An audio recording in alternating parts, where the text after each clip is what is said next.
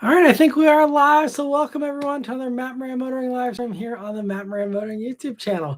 Hope you're all having a pretty good week here, and thanks so much for stopping by. It's like all the other usual live streams. I'm going to go for about 2 hours or so. I'll give priority answering to anyone who does a super chat or a super thanks, as well as anyone who's a member there with the green usernames. They always get that priority answering.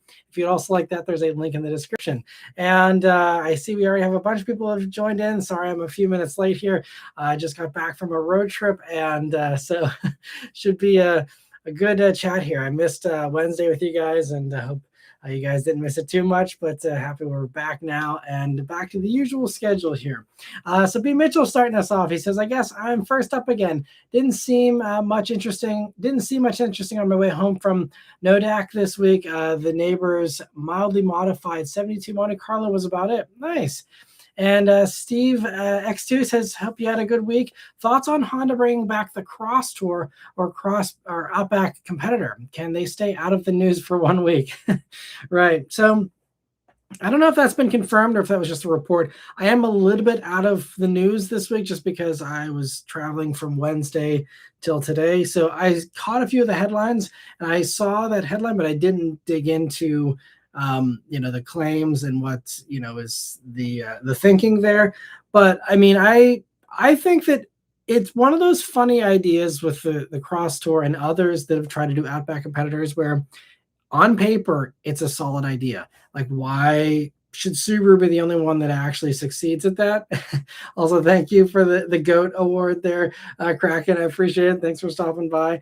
Yeah, so it seems like one of those ideas that would make sense, but then everyone's tried and then failed. And so, can Honda do it? I think that, now if there is, rumors of a Cross Tour and also rumors of an Element returning for Honda, I'm worried there's some overlap there. Obviously, you could have a more wagon-based thing versus the boxy thing with the Element, but I think that Cross Tour doesn't really have much room in a world where Element is potentially coming back, it sounds like. So that's the biggest sticking point for me, just for the same reason that, Subaru doesn't really have anything outside of Outback as far as anything in that segment. They have Forester, which is smaller, but I don't know about Cross Tour. And I think that, Passport's doing really well for them, and Cross Tour would kind of probably hang out in the same price range as Passport. And these days, everyone just wants trucky stuff. I don't think the time is right for a new Cross Tour. I think, Honda's killing it with Passport sales. I think that's the good Outback competitor. And so, as much as I'd like to see Cross Tour come back, because it's a good idea in theory, I just think it would be a bad idea if it actually did come back. And Kevin, thanks for stopping by. And B. Mitchell also says he got a MILFmobile 26 Honda Oddity for a rental while the insurance company figures out if they'll keep or kill my dear smacked F-150. Looking at Lobos in case they do not resuscitate my truck.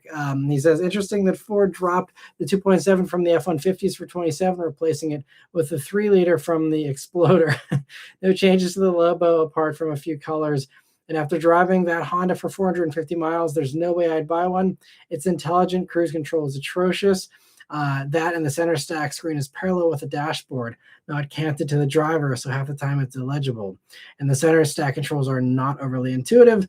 On the plus side, it's hard to whine about a minivan that gets 33 mpg at 80 miles per hour, which is the legal North Dakota freeway speed. Interesting. So I'm surprised that you're getting that kind of fuel economy in the Odyssey, because that's pretty good. I've had a Pacifica that I just put close to 800 miles on since Wednesday, and my fuel efficiency has been close to 30, but hasn't been better than 30, and that's at doing under 80 miles per hour, well under 80 most of the time too. So that's pretty good if you're managing that. And I've never had the complaints. I mean, I lived with the Odyssey last year. I didn't have an issue with the dashboard. The screen was always legible to me. The intelligent cruise control was fine. I mean, I will say it's better than this Chrysler that I have currently doesn't have any kind of lane keep assist or any of the other intelligent stuff. It's just a basic adaptive cruise, and that's it. So I think that Honda's doing pretty good. I think the problem with the Odyssey is it doesn't offer all-wheel drive or a hybrid, and so as a result, it's a hard sell in places that get snow, and also for those who again are trying to get better fuel efficiency. Although if you're getting 33, I mean even the Sienna is only rated at 36, so yeah, but that's that you're getting definitely better than average fuel economy from the Odyssey, from what I've heard from others that have had them and stuff. That's you're doing pretty good there. So you must have a very light foot out on the highway. But yeah, interesting about I haven't read into the news about the F-150 dropping the 2.7. I'm wondering if it's an emissions thing. Again, we're seeing the downsized engines are kind of going to be struggling with these greenhouse gas emissions for 2027 and that new ruling, and that's why the Civic Si is going away, and some others. And I wonder if the 3.0 performs better in that test than the 2.7, because this is also why Europe is going to larger engines in many cases, because for these types of tests they don't they actually perform better even if the MPGs are worse. So maybe that's kind of what's going on there. It could be another one of those temporary dropouts that comes back once they sort out what's staying and what's going with emissions regulations. So we'll have to see, but yeah, very interesting. And let me see here. Also, Lancelot, thanks for stopping by. He says, hello, everyone. I hope everyone's staying cool this weekend. My spot was a black Cadillac CTSV coupe. Very nice. And I guess my spot, so I've been driving a lot in the past 5 days. So lots of stuff that I spotted, but I think the highlight, the one that wins the quirky award, that's out of the ordinary. I mean, I saw lots of nice other things, but the one quirky thing, driving through Vermont this week, there was a person with impeccable taste, some little rural house in Vermont in the middle of nowhere. They had an Isuzu Via-Cross parked next to a K van. So little, K car van thing. I think it was like a Suzuki Carry or something like that. But I'm like, man, like what a quirky little two-car combo there sitting out front. that probably takes the cake. Also, two very rare vehicles, especially here in America. So that was pretty cool. Trying to get some other notable stuff. There was a few other like quirky, cool things. I saw some Vanagons that were lifted. We were also in Burlington, Vermont, it's so cool because there's so many like hippie kind of cars there. So there's a couple of Vanagons like lifted, like the tire on the nose and all that kind of stuff. And what was the other stuff that I saw? Saw someone in an ID Buzz. It always makes me happy to see one of those. Although I only saw one in all of my travels, so it's saying something. And what other stuff did I see? There was a few classics just kind of rotting away in rural Vermont there. I'm trying to think. I think that, yeah, there's a few other highlights, I'm sure. Oh, another cool thing. There was two. I was in Niagara Falls last night and this morning. There was two Acura TLs that were rolling together. One was the second gen and one was a third gen. They are both lowered. One was wrapped bright lime green. The other one was wrapped bright orange, and they were like slammed a little bit more than I would do personally, but like they were actually like really clean and cool looking, and we're just kind of cruising through together. That was fun. There was a couple old guys in Miatas pulled off at one point there in the Vermont mountains, just kind of chatting and hanging out. That was fun to see. And yeah, I think that's probably all the highlights off the top of my head, but always fun on road trips, lots of fun spots typically. And Liam says, seen a red early 90s MR2, very nice. Looked in decent condition. I watched your last video. Caddy will be gone next summer. I know it's your wife's main vehicle, so will you stick with an SUV, electric or gas? Definitely will stick with electric. As far as whether we stick with an SUV, most likely. I'm trying to see if we can maybe transition to a sedan, because I think we can get away with it at this point. We don't have any large strollers we need to haul anymore. My daughter doesn't have any large gear that requires a huge SUV. And also an SUV, just because we have a really low garage, an SUV is kind of a pain with the hatch because you always have to like be nervous about it like smacking the ceiling. We thankfully are able to program our hatch so that it only opens halfway, but then that's annoying in parking lots because then our hatch is only opening halfway and we have to like manually push it up. So sedans are actually easier for our garage. So I don't know. I mean, we'll see what our options are depending on how much money we have to work with next summer. That's the big question. There's a lot of potentials on the new market that are similar to the price of the Lyric. We might just buy out the Lyric because we still have very much enjoyed it, and it comes down to what the buyout, offer is that we could work up on that. What the lease deals are like next year. Maybe we get another Lyric. What the lease deals are like on an EX60. I know the EX60 is probably Beth's top choice. That's what she really wants. She's also not hating the BMW iX3 though. Again, it comes down to can we afford that next year? It's a big if. But it's kind of cool. They offer it in like a purpley kind of color, which is kind of actually looks kind of cool, honestly.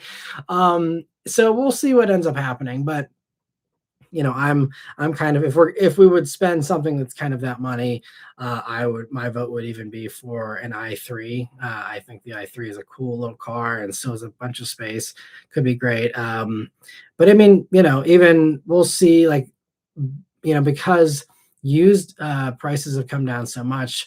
Beth's even like, well, what about like a used Taycan or something like that? She's always loved the Taycan. If they're like actually cheap by next year for like a used, 2023, 2024, something like that. Maybe, I don't know, we'll have to see. And if nothing else, I'm firmly in camp Trail Seeker / BZ Woodland there, possibly, or something like that too. So we'll see what happens. But I think it's pretty certain we're going to stay with electric because it's so great for the kind of driving we do.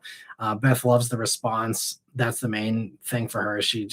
She hated waiting for a transmission to downshift, and the instant power of electric, especially once you get used to it. I mean, we've now had, she's been daily driving an EV since 2022. Yeah. So, 6 years now, or no, sorry, 4 years now, she's been, daily driving an EV. She's used to that. You can't really go back unless you are wanting a slower, less responsive vehicle. So yeah, I think we'll definitely stay with electric. That's the only thing that's for certain.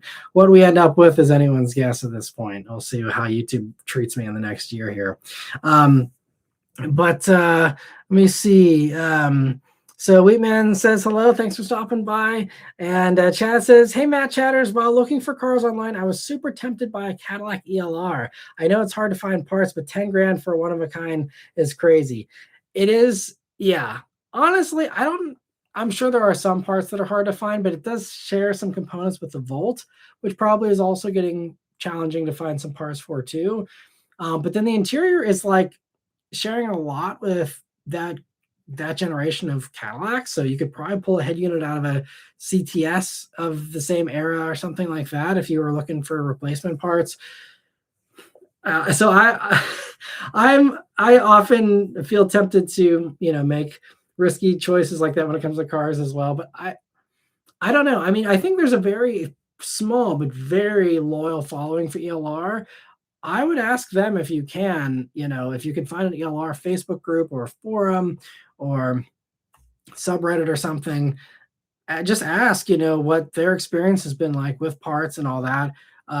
But if you are into that and, you don't need to have a back seat that's super usable, totally get an ELR. I 100% endorse that idea. That is a fantastic idea. And I will say, many, many years ago when I was at Cars and Coffee on a regular basis, there was someone who would show up every week with the ELR, and they loved that thing. And they were like the biggest ELR evangelist. They were just saying how it's just the greatest thing ever. They loved it.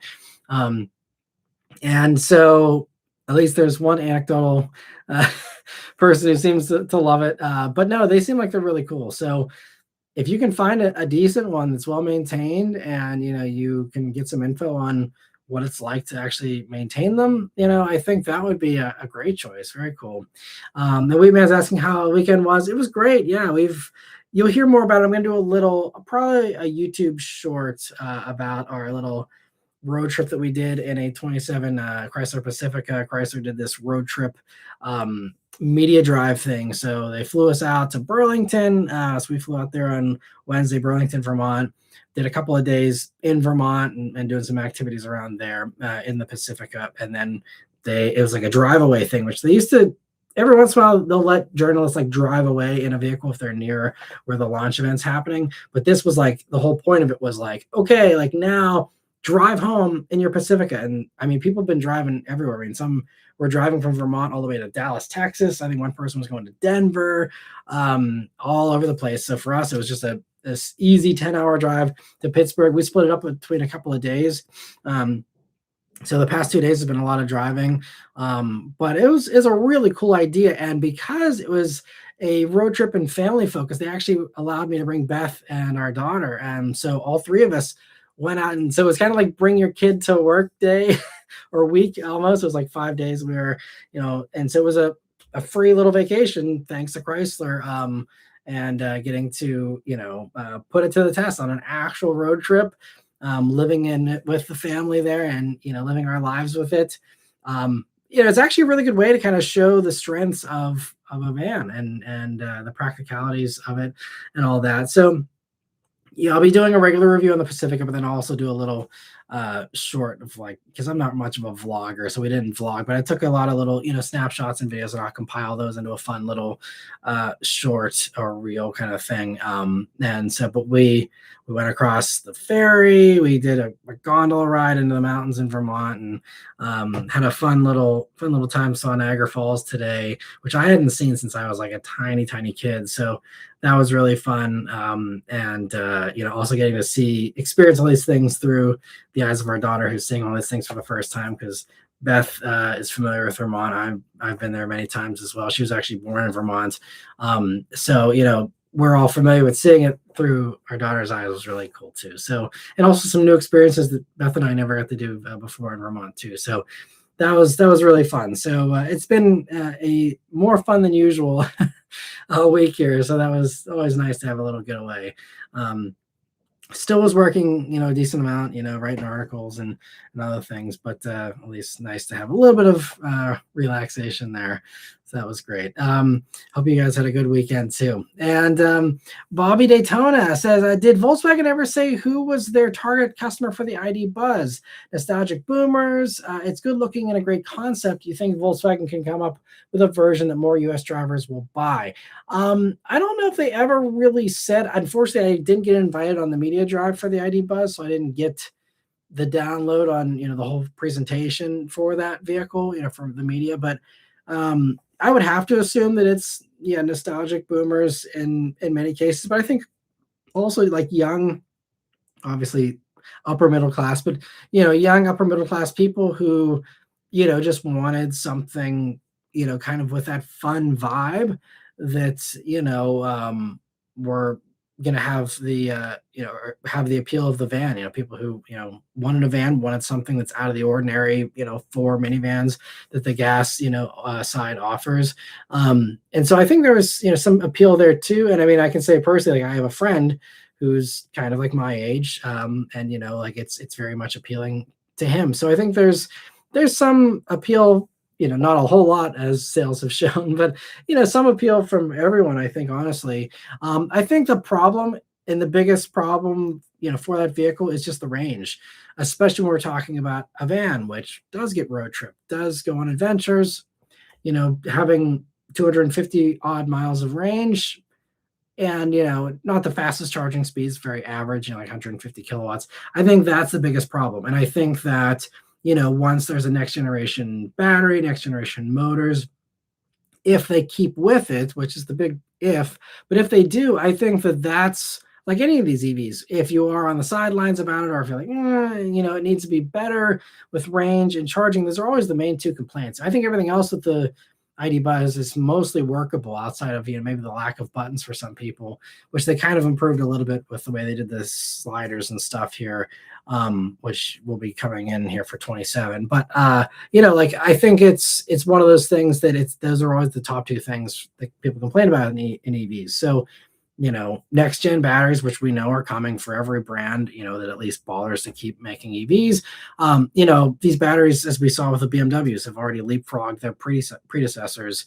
iX3 now over 400 miles of range, EX60 and over 400 miles of range. They're available now, far more than the 250 to 300 that they did in the past. So, we're already seeing it, in just a couple of years. And I think that the ID Buzz will be another great beneficiary of that. Again, assuming they stick with it, which with Volkswagen, I mean, they're just trying to keep their head above water. So nothing's guaranteed for them aside from the top biggest sellers. So basically, Atlas is safe in America. Everything else is, flip of the coin, I would say. But we do know in Europe, especially this year, sales of EVs have been very strong.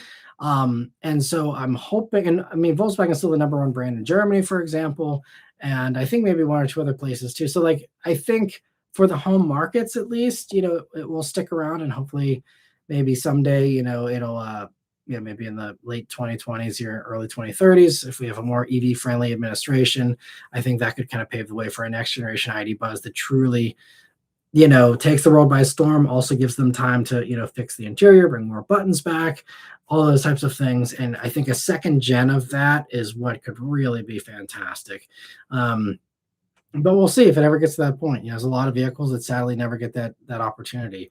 So I hope the ID Buzz does. But if it doesn't, if they do kill it off, that is going to be poised to be a hugely valuable vehicle in the future. I think I have I mean, I could be wrong, but my spidey sense is tingling with ID Buzz that you look at just how big of money the vintage Volkswagen buses go for.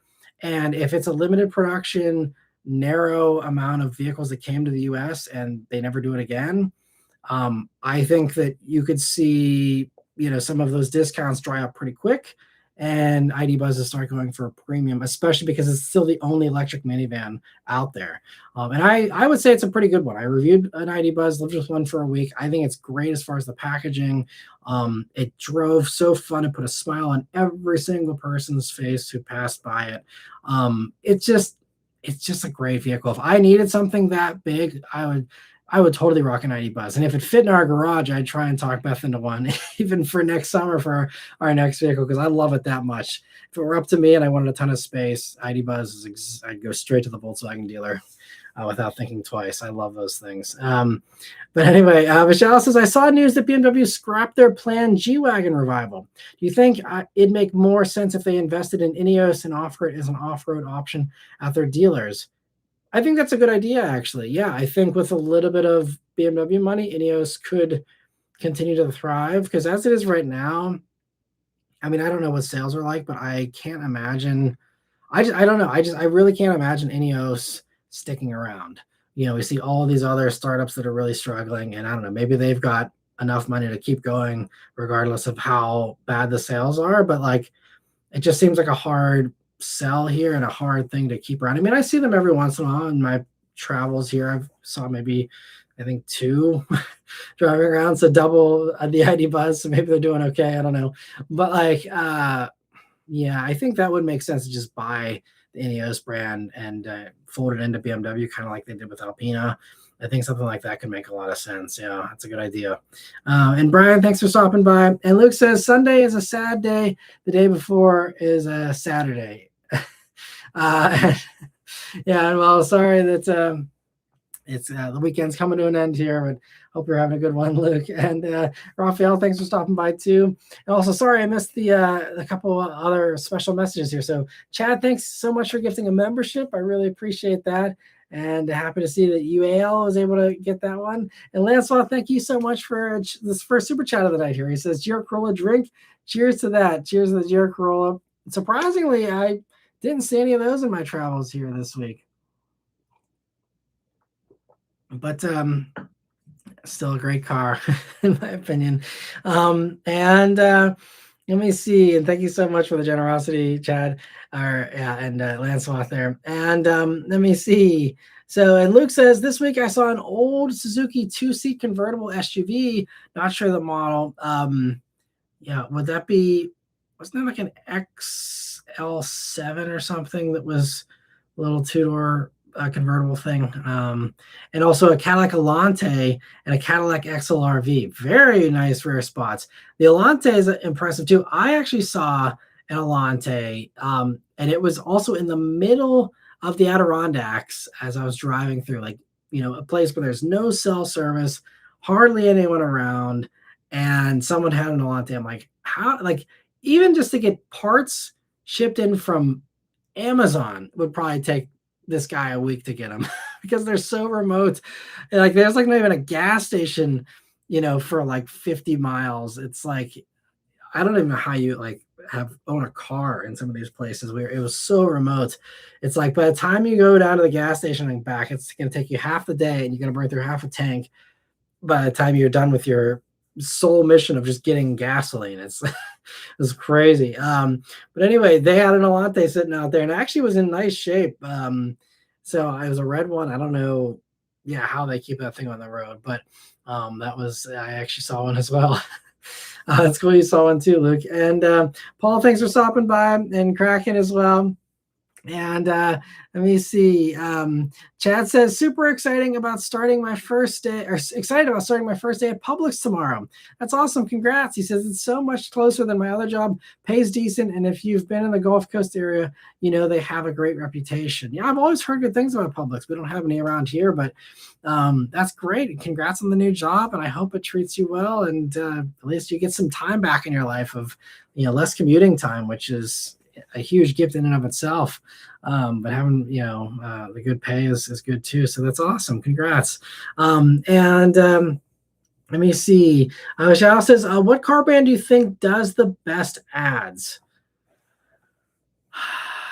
I don't know. I would say in the 2010s it was definitely Jag.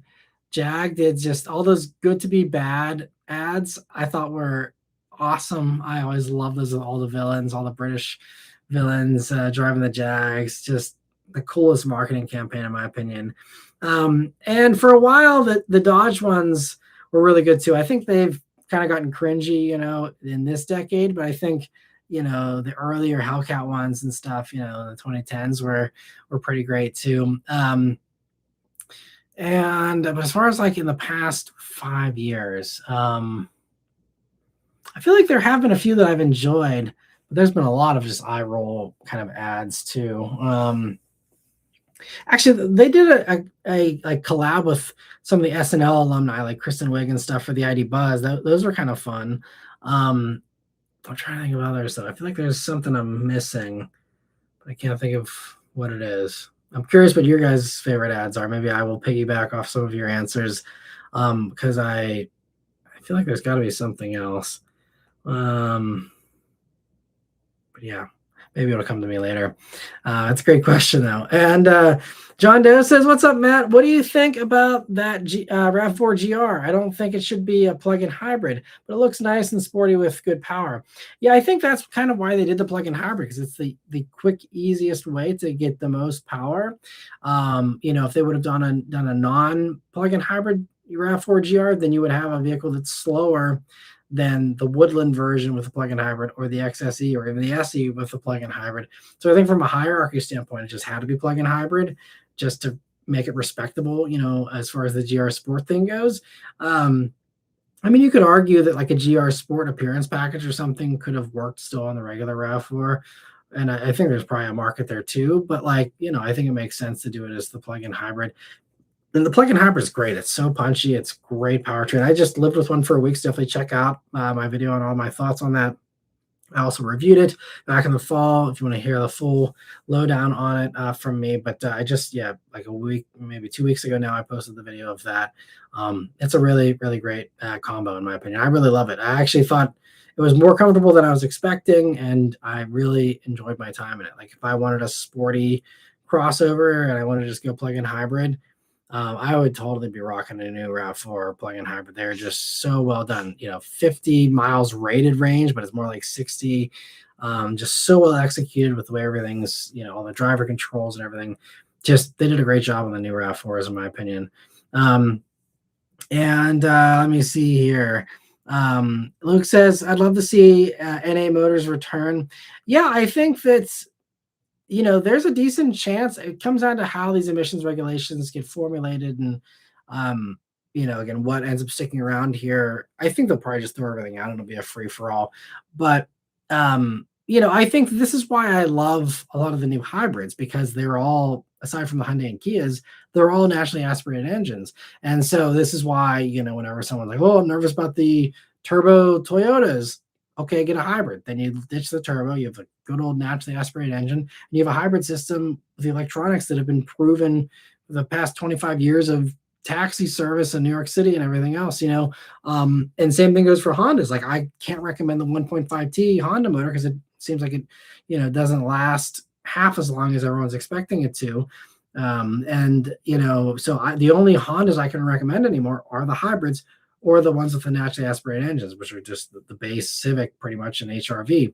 But otherwise, like, you go for the hybrids, you have a naturally aspirated engine. I think that's the way to go. And I think that's the most realistic thing to expect going forward is that you can have your NA engine, but in order to get, the fuel efficiency that eventually everyone's going to want to get to, again, once regulations come back, having it hybridized is absolutely the way to do that. And you really have the best of both worlds because then you have that reliable engine, you have the efficiency. And I know it's, not as pure as, a VTEC, K24 or whatever. I get it. But, I think that at least it gives you that peace of mind of a simple Honda 4-cylinder or a simple Toyota 4-cylinder. And that's why I think they're so popular as well, because you see a lot of people migrating from the turbo Hondas into the hybrid Hondas or from, some of the other versions of these other Toyotas into the hybrid version. Obviously, fuel economy is a big draw too, but I think some of it is also just the idea that, hey, this is actually going to be more reliable. Let me see. Kraken says, since it's been a while, the Kona is doing well. Had the knock sensor issue again, got it fixed via the TSB. Mazda is doing well also. Had to put a battery in it last week, though. $200 blow to the wallet. Ouch. Yeah. And it's also crazy. 12-volt batteries have gotten that expensive. But I guess it's like everything. But, I'm amazed. The basic 12-volt batteries are such, just dated, ancient technology. They're like, why are we still using lead acid batteries for that? It just seems really bizarre. It's like still running, bias ply tires or something. It's like, why, when there's clearly better things that can do the same thing, like what is the point of that? Like, I know there are some like in, some like the Porsche aftermarket world, they run like little lithium ion replacement batteries, which I guess are more expensive, but you would think like, a tiny like the same kind of battery you have in like a power brick that powers your cell phone. Like that's probably more energy than a lead acid battery. I'm guessing. I know nothing about batteries as far as the technologies and stuff, but like, couldn't you just like basically put like a cell phone power brick in the same place and that would power all the accessories and be able to flow through the power just as well or better? I don't know. Maybe not, but it just seems real weird that we're paying $200 for, 1960s technology, 1950s technology, honestly. It is real weird, in my opinion, at least. But sorry you had to pay that. Hopefully everything's all good to go now, though. And One Car Fast is commenting Honda Odyssey Type R. Unfortunately, Honda's not that cool. Maybe if they get a new CEO or something someday, but I wouldn't hold your breath for that, sadly. You'll see Toyota do it before Honda, that's for sure. There might be a GR Sport Sienna someday. Maybe if they finally put the plug-in hybrid in the Sienna, you could see that. Same kind of spread you see with the RAV4, but probably not going to be anything like that from Honda. And B. Mitchell says, makes me wonder if the Bronco and the Ranger are going to lose the 2.7 for 27. If so, it's a dead engine running. I mean, probably. Because to me, we already know the 3-liter fits in those from the Raptor version. So, it bolts right up. And if they're dropping it from the F-150, it's not a demand thing because the 2.7, they sell a ton of, I would argue they probably sell the most F-150s with 2.7. I'm sure it outsells the V8. I'm sure it outsells probably the 3-liters because they're just all more expensive too. And so it's got to be an emissions thing. That's my guess. I could be completely wrong, but yes, I would totally agree. If that's why they're dropping it, they're going to drop it from everything, and you will see, yeah, Bronco and Ranger get that upgrade as well for 27. Could go away in 28. I don't know, but I think that's a pretty safe bet. Um, Let me see. Um, and Luke disagrees about the ELR encouragement there. Yeah, I don't know. I mean, maybe parts are terrible to get. I don't know. I mean, if they're that cheap, buy a parts car, buy a non-running one for 3 grand or 5 grand or whatever, and then you should hopefully have plenty of parts to spare. But I mean, some of that stuff's got to be swappable, and there's, I'm sure, decent support for Volt, since that's got such a cult following, as far as like battery components and stuff. And I'm guessing there's some support. Maybe I'm completely wrong though. I don't know. And let me see. Vishal says, my spot is a late 90s, early 2000s Chevy Blazer. It's crazy how tiny those look now. As a kid, they look decent sized. Shows how big cars have gotten. Yeah, and there was something else. I can't remember. I think it was the first gen or the second gen Explorer, Ford Explorer, that Beth and I were behind. I don't even know what we were in. Maybe we were in her Lyric or something, but like we were just in like a not huge modern car, but in a modern car. And even she was like, wow, like I remember those Explorers looked so big as a kid, and now they're just like these tiny little beer cans on the road, basically. And it just, yeah, cars have just ballooned in size in a way that we haven't seen since the 1950s and 60s and 70s, I guess, when everything just went from like reasonably sized in the 40s and, early to mid 50s, until it was like, okay, now we have to like always add more length and always add more stuff, and that whole cycle. So yeah, it is wild when you come up against those old cars. And B. Mitchell says the lifted Vanagons may have been synchros. They tend to be popular up there. Interesting. I don't know what the synchros are, but that's cool. And let me see. B. Mitchell saying to drink as well for the GR Cruel mention. Cheers to that. And Juan, thank you so much for a generous super chat as well. He says, and newer batteries don't last that long either. I've had one battery that came with my new TSX die within 3 years. On the contrary, a diehard battery lasted 11 years on my E30. Yeah, so that's another, you're right. I mean, they don't seem to last as long. And I think there's been some like investigations into why. And the real problem is modern electronics. It's brutal, especially again when you're talking about 1950s lead acid battery technology, and you're running multiple screens. You're running, all these accessories, high powered this and that, and high powered headlights and a zillion lights in the car, ambient lighting. I mean, there's a lot of stuff, and that's all running through alternator, all running through all this stuff. It's a lot to ask of a very dated technology, and that's why I think these batteries are just toasting themselves way sooner.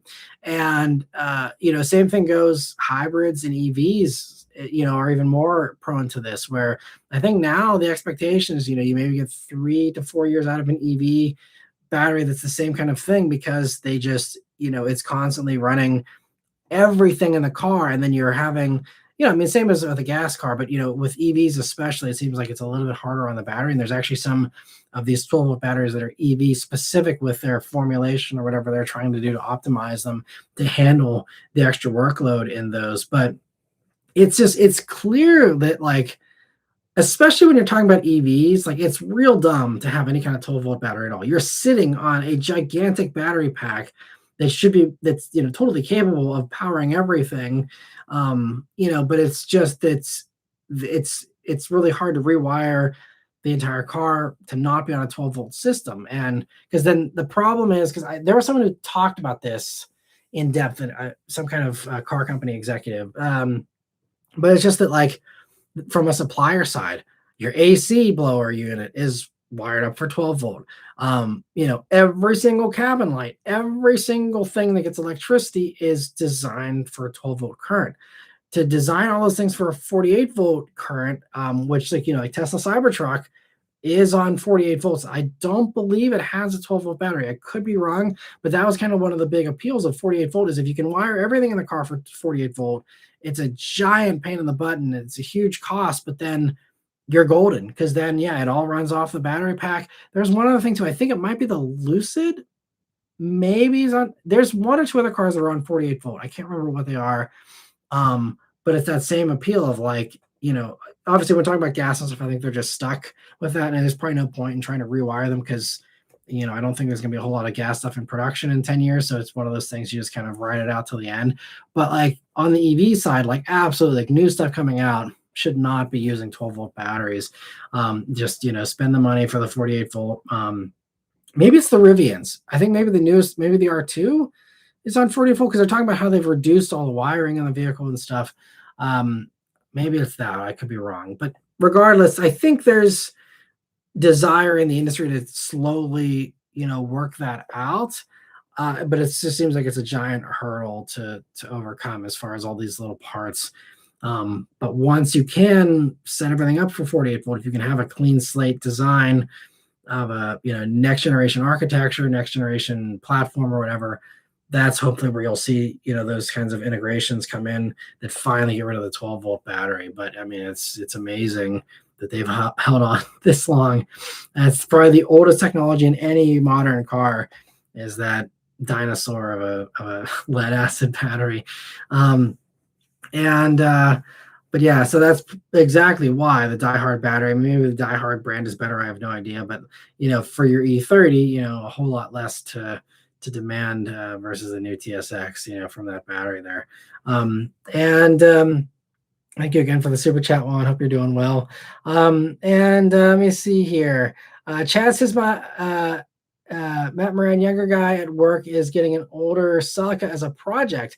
I asked him if he'd seen Sarah and Tune, and he said her build was his inspiration. Thought that was cool. That's awesome. And it's so cool, whenever some of these builders inspire others to do cool stuff with their cars. And I think that's why, everyone cringes at the term, but like, some of those folks are actual influencers because they do influence whether it's the values of cars based on what Doug's flavor of the week is, or it's the cool stuff that Sarah's doing, or a variety of other things. I think that there is real influence there,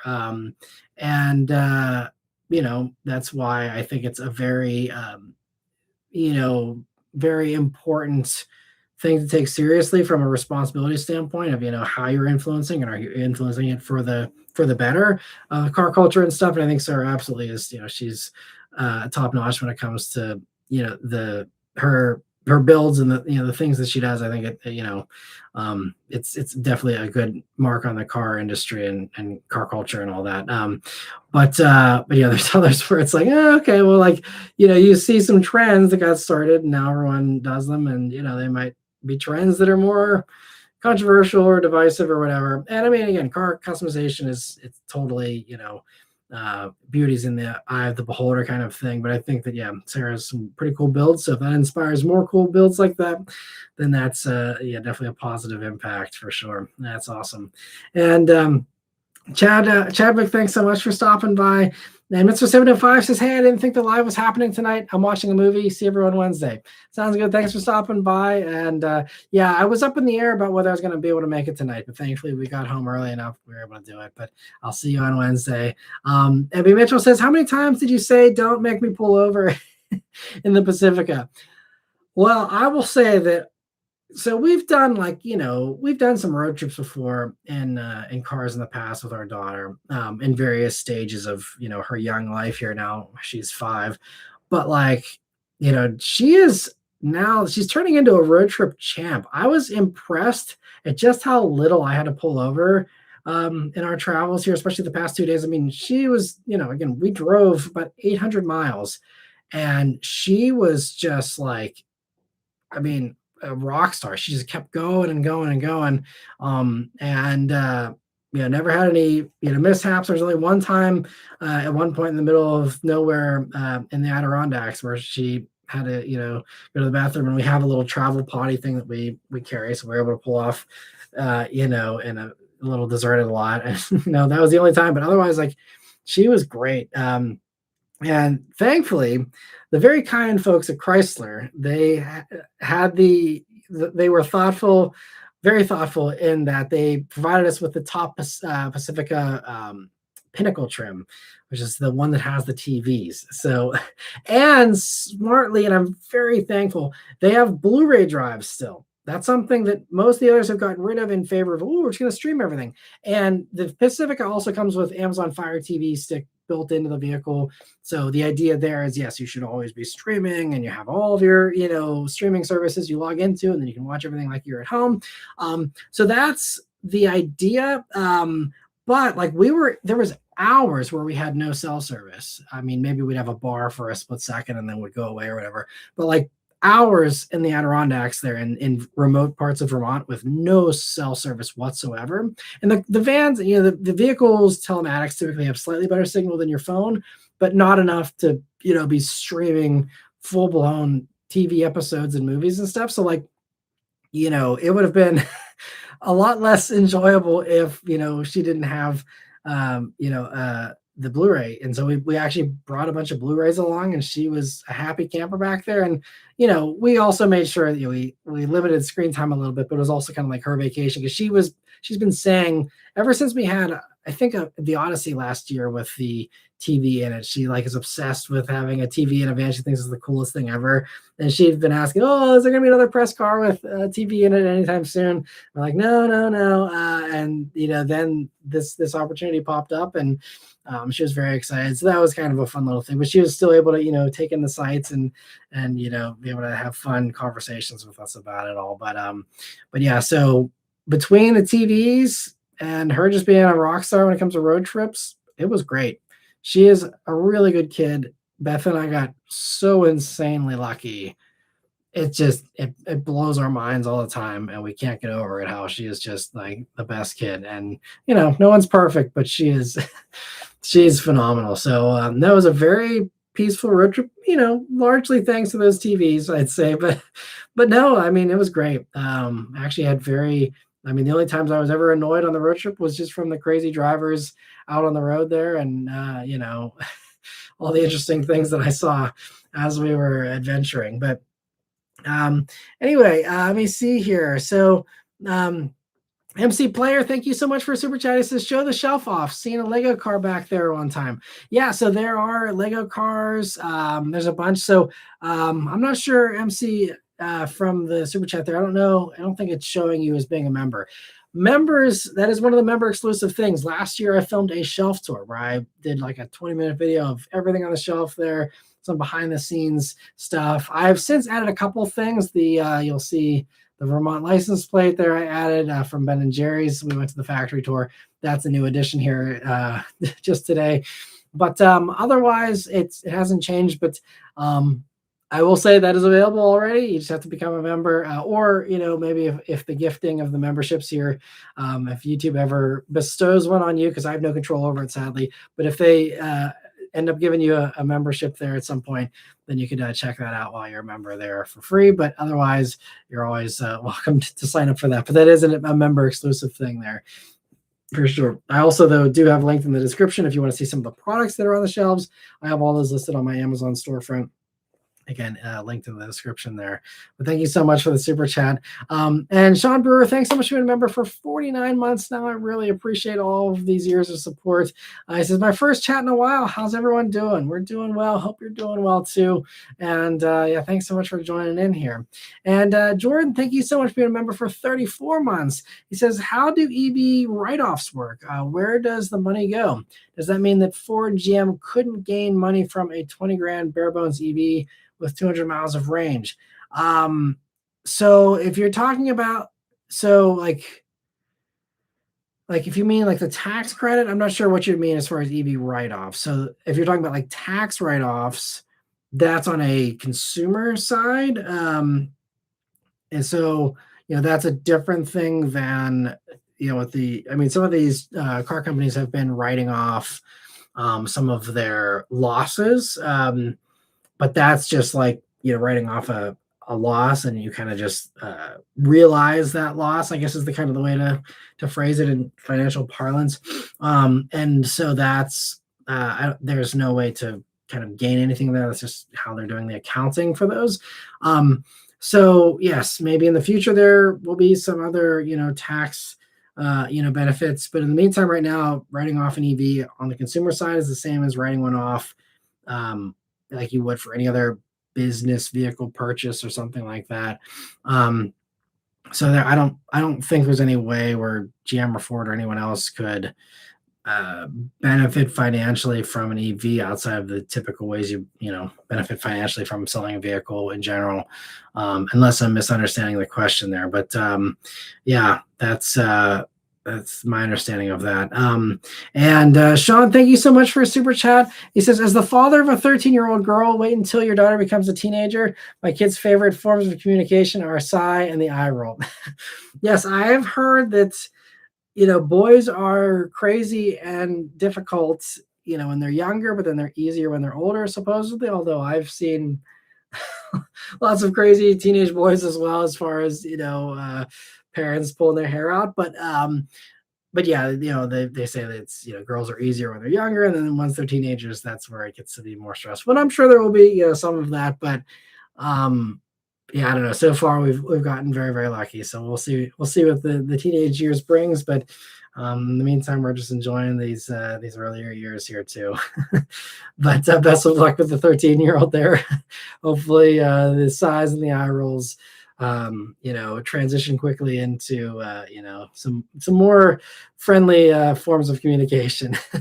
And Jordan, thank you for another super chat here. He says, signals. If phone connection is lost in parts of the US, does OnStar still function? If so, how? Is it satellites? That's a good question. I think OnStar is satellite based, but it's not using like Starlink or anything because OnStar has been around, since the 90s. So it must be a cell connection. So maybe it doesn't. I've never tried it without service. I've never actually used OnStar ever, honestly, so I have no idea how that works. That's a good question. I wish I had an answer for you. I'm curious if anyone else finds an answer or knows the answer to that. I'd love to hear it. Sorry, I don't have a better answer for you, Jordan, but there's got to be a good explanation online somewhere about that. But I think, in the future, like, some of the emergency services on the iPhone, for example, it's the satellite based stuff. So if you are, lost in the middle of the desert and you don't have cell service, you can, do that emergency satellite connection to get that, get whatever you need, or send a message or whatever. So I think, eventually that's the way it'll go if it doesn't, use that already. But I don't think it's using Starlink or anything right now so far. And Vishal, thanks so much for being a member for 27 months now. He says, my Euro shop actually put an AGM battery in my car instead of the lead acid one. AGM ones can withstand heat and hot weather and last a little longer. Nice. Okay. He says, my car had a lead acid battery before. It almost lasted 6 years, but that's due to the less harsh climates of North Carolina. The extreme heat here in DFW is what killed it. Ah, gotcha. Yeah, so I've heard about the AGM ones, but is that, I don't know enough about those. Are they truly like a next generation thing, or is that also kind of dated? Because it seems weird that it still seems like it's got a similar form factor and a similar cost. You would think a little lithium ion or a little AGM battery would be less. I mean, maybe there's other stuff that goes into it. I don't know. Again, I'm very ignorant when it comes to that, but yeah, I'd like to see costs come down, but I guess that's a pie in the sky dream these days for anything. So I guess it is what it is. But man, I will say, I pay for it in other ways, but like that's one of the really nice things about leasing vehicles. Yes, I have a car payment forever, but like, I typically don't have to worry about these types of things. It is one perk. Again, you guys are probably saving far more money by buying cars and keeping them for a lot longer. But man, having to deal with those little annoyances and things like that is just one of the real nice perks. Being able to avoid with newer cars because it's. I don't know. Even like what's one thing we were even thinking with Beth's car if we do keep the Lyric or go for a used EV. I'm just like, I really like having a warranty. And I think that brings me a lot of peace of mind as someone who's very risk averse. Like, having something where I'm just like, okay, well, something could go wrong tomorrow, and then I'm out a bunch of money. Like I really love just knowing, okay, I will be paying money every month, but I'm paying a lease payment or I'm paying a finance payment, but I know that I'm going to be covered if there's any major large issues, and I can rest easy knowing that anything I need to replace is pretty mild in nature, and the most expensive thing will probably be tires or something, and that's again, financially, it probably doesn't math out, but mentally, it feels good sometimes to have that backup, and avoid some of those later in life kind of worries. Because yeah, batteries are one of those things. It's just BS. You got to pay all that for a battery. And let me see here. Where were we? I'm gonna get another drink here while I find my spot. Raphael says the buzz was expensive. That was an issue. That was an issue for sure. They were pricey, and I think we'll see what they do for 27 as far as pricing goes. But yeah, I mean, I think they were relying on the tax credit as well. But I mean, Volkswagen's just their EVs have been priced badly. I mean, the ID4, I just was doing, the comps for, I think it was the BZ and the Solterra and stuff. I, looked at, the ID4 is still technically available this year, even though they discontinued it. 2026 is the last year. There is still some dealer stock. Obviously, they're heavily discounted, but from an MSRP standpoint, ID4 is the most expensive of them all, and I'd argue is the worst of them all. And, like I do with many of these other vehicles, I'm like, where do they get this pricing from? And have they no idea what everything else is selling for and what everything else is priced at? And this was the same thing, whenever Honda, been pricing some of their stuff. And I had a conversation with the Honda PR person, and, they were objecting to my, saying that they were a bad value because they say, oh, resale is better and this, that, and the other. And I'm like, look, go in the configurator, build your car, and then go build the competitors.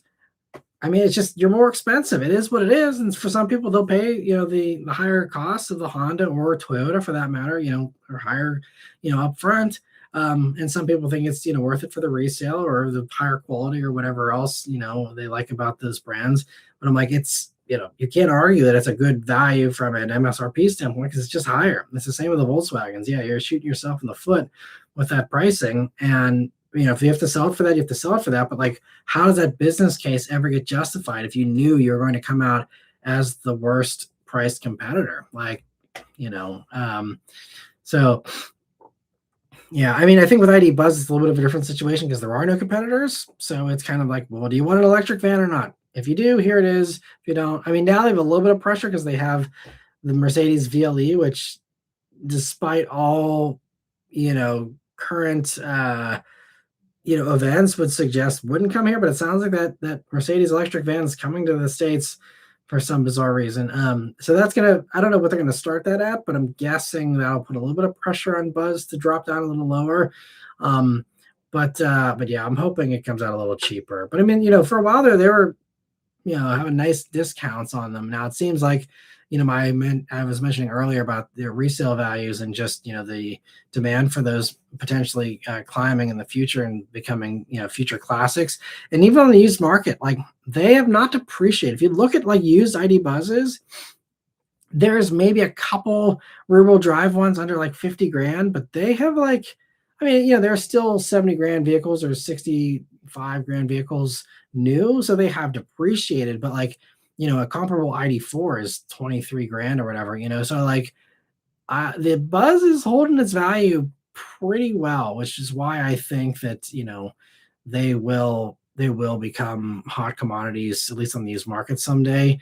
So I don't know how much of an issue pricing is, honestly, considering used ones are still going for such high money. But Tiger Force says, hey, man, I just got a 2016 Honda Accord EX manual, 140,000 miles. Any advice for getting it over 250,000? So that's still K24, right? Or is it the V6? I'm not sure if the EX was available with both or not. But, if it's a naturally aspirated Honda motor, just make sure that the maintenance continues to be done well. Hopefully it was done well before. I think that's honestly, what the person before you did in the last 140,000 miles is going to be the biggest indicator of whether you'll get it over 250 or not. Because if you've had a car that hasn't been maintained well, or that oil changes have been missed or whatever, like no matter what you do, it might just not last that long because some of the damage is already done, unless you want to rebuild the motor and do other stuff. But like, I think that assuming it's well maintained, just stick to the manufacturer recommendations, do everything, the preventative maintenance, the scheduled maintenance, do all that stuff, by the book. And I think, it should hopefully continue to last you to 250 and beyond. There's no reason why, I mean, any car can last long enough if you're willing to put enough money into it to, keep it going. I think that's part of why Subarus last as long as they do. As far as, Subaru loves to boast about 92% of all their vehicles sold are still on the road or something like that. But like, I think it's a lot of them that they really love them and they just are shilling out the money to keep them on the road. But no, I think it's very easy to hopefully get a Honda of that era to 250,000, assuming everything has been done on time. And best of luck with it, and congrats on the new Honda. And One Car Fast is asking about a Toyota GR MR2 update. Nothing that I've heard of that's credible. There's always rumors that float around, and some people that like to claim it's coming out tomorrow so that they can get some clicks. But no, it sounds like it's going to be probably late 20s, early 2030s here before we see it. And I discussed last week, I think, we just saw the spy pics of the mule running around, which I believe is for MR2, and it's using cobbled together parts bin stuff from Toyota. So they're not even using a production body. They're basically just using a chassis, which might not even be production ready or the final chassis. But we're very much in the early stages of that car. And I guess some people either just are too young or just don't recall just how long of a process it was for FRS and BRZ, how long of a process it was for GTR. I mean, I remember as a teenager, these cars took forever to develop. I remember, with the FRS and the BRZ, there was the FT1 was the name of the concept, maybe, I think. There was like the FRS one or something. There was like one iteration of concept and then a second iteration of concept, which neither of them actually even looked like the production car. And then there was finally the production reveal, but like that took years of like, okay, we'll like slowly roll these out. And then the R35 GTR, I remember, there was rumors for years and years about R35. And then we finally started to see, rough mules in the mid 2000s and then bagged prototypes. Because I remember I was subscribed to Motor Week, or not Motor Week. What was the Auto Week? That was the publication. I remember getting the updates of here's another week of spy shots of R35, and it wasn't finally until 2009 model year we finally got R35 after years and years. I mean, I think it was like 5 years of development, like 5 years of lapping the Nürburgring and stuff like that before they finally released that car. So like, it's going to be a long time. And that's why, I think even Toyota themselves have said it's like early. I think the engineer working on that car is like early 2030s. Everyone's still saying, oh, it's 2028, it's 2027, it's, whatever. Because again, they're just trying to get clicks. It's BS. And those mules prove it. You're not a year away from production if you're using a cobbled together parts shelf special mule. Like that is, you're very far away. Once we actually see a wrapped prototype, you're probably a year away. And we're, so far away from that. So I don't think it's going to be any MR2 anytime soon. It's going to be sit tight and get comfortable for that one. Lance says Mondays are a hard way to spend 1/7 of your life. That's a very profound way of looking at it. I've never heard that before, but yeah, that's a somber thought. Luke says there are a few per year that are tolerable. Yeah, that's true. I know Mondays are not always ideal. I guess one silver lining of working as much as I do is the days kind of all blend together somewhat. The weekends I do spend more time with the family, but it's always like Monday, it's just like, well, just another day. So the sting of Mondays has been fading away a little bit for me. So if you don't enjoy Mondays and you're a sucker for punishment, work more on the weekends, and then Monday doesn't hit you as hard. But Luke also says, in my opinion, the regional car ads are better than the national ones, like dealership ones versus corporate ones. I don't know how to say it. Yeah, I think that's right. Yeah, the regional versus national. Yeah, corporate ones. I don't know. Some of the regional ones are really bad. Maybe from an entertainment value and like a hilarity value, they're maybe better. But some of the regional ones, it's like I see some of these ads and I am like, who got that gig and how are they so lucky? I really should spend more time like pitching dealerships like, hey, like that ad was trash. I can do this. I'm like, whatever you paid that guy, pay me half and I can do a way better job in my sleep. Like so some of these, like even like just knowing as someone who edits videos, like seeing some of the bad like text overlays that you can't even read, like people putting like yellow text on a white background, just horrible like design choices. I'm like, I don't know if they're using like someone who just has no idea what they're doing or what it is, but like, and the amount of money they spend on these national ads, or sorry, on the regional ads, like it is wild. You throw this money away for some crappy little 30-second thing. That's must be nice work. Maybe I'll get into it someday. We'll see.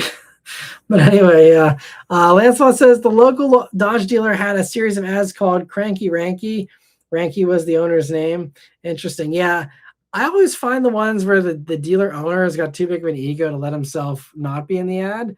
Those are always kind of cringy. And I will say, like, my friends at Schultz Ford, I've worked with them. They're very kind with hooking me up with a lot of great cars. But the owner of that dealership like loves being in the ads.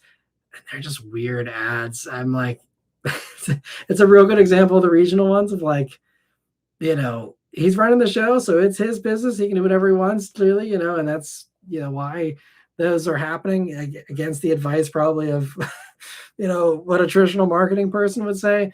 But there's so many where, yeah, it's like they have these weird owner things. I knew another person who owned a car dealership that just, they always had to be the one doing the spiel.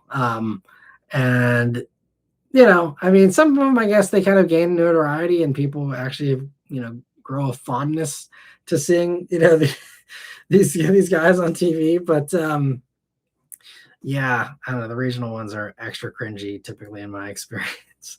I'm glad maybe they're better around where you guys are. That's good to hear, I guess. And MC, well, we already covered that. Let me see. There's a couple other super chats here. So Juan, thank you so much for another super chat and a very generous one as well.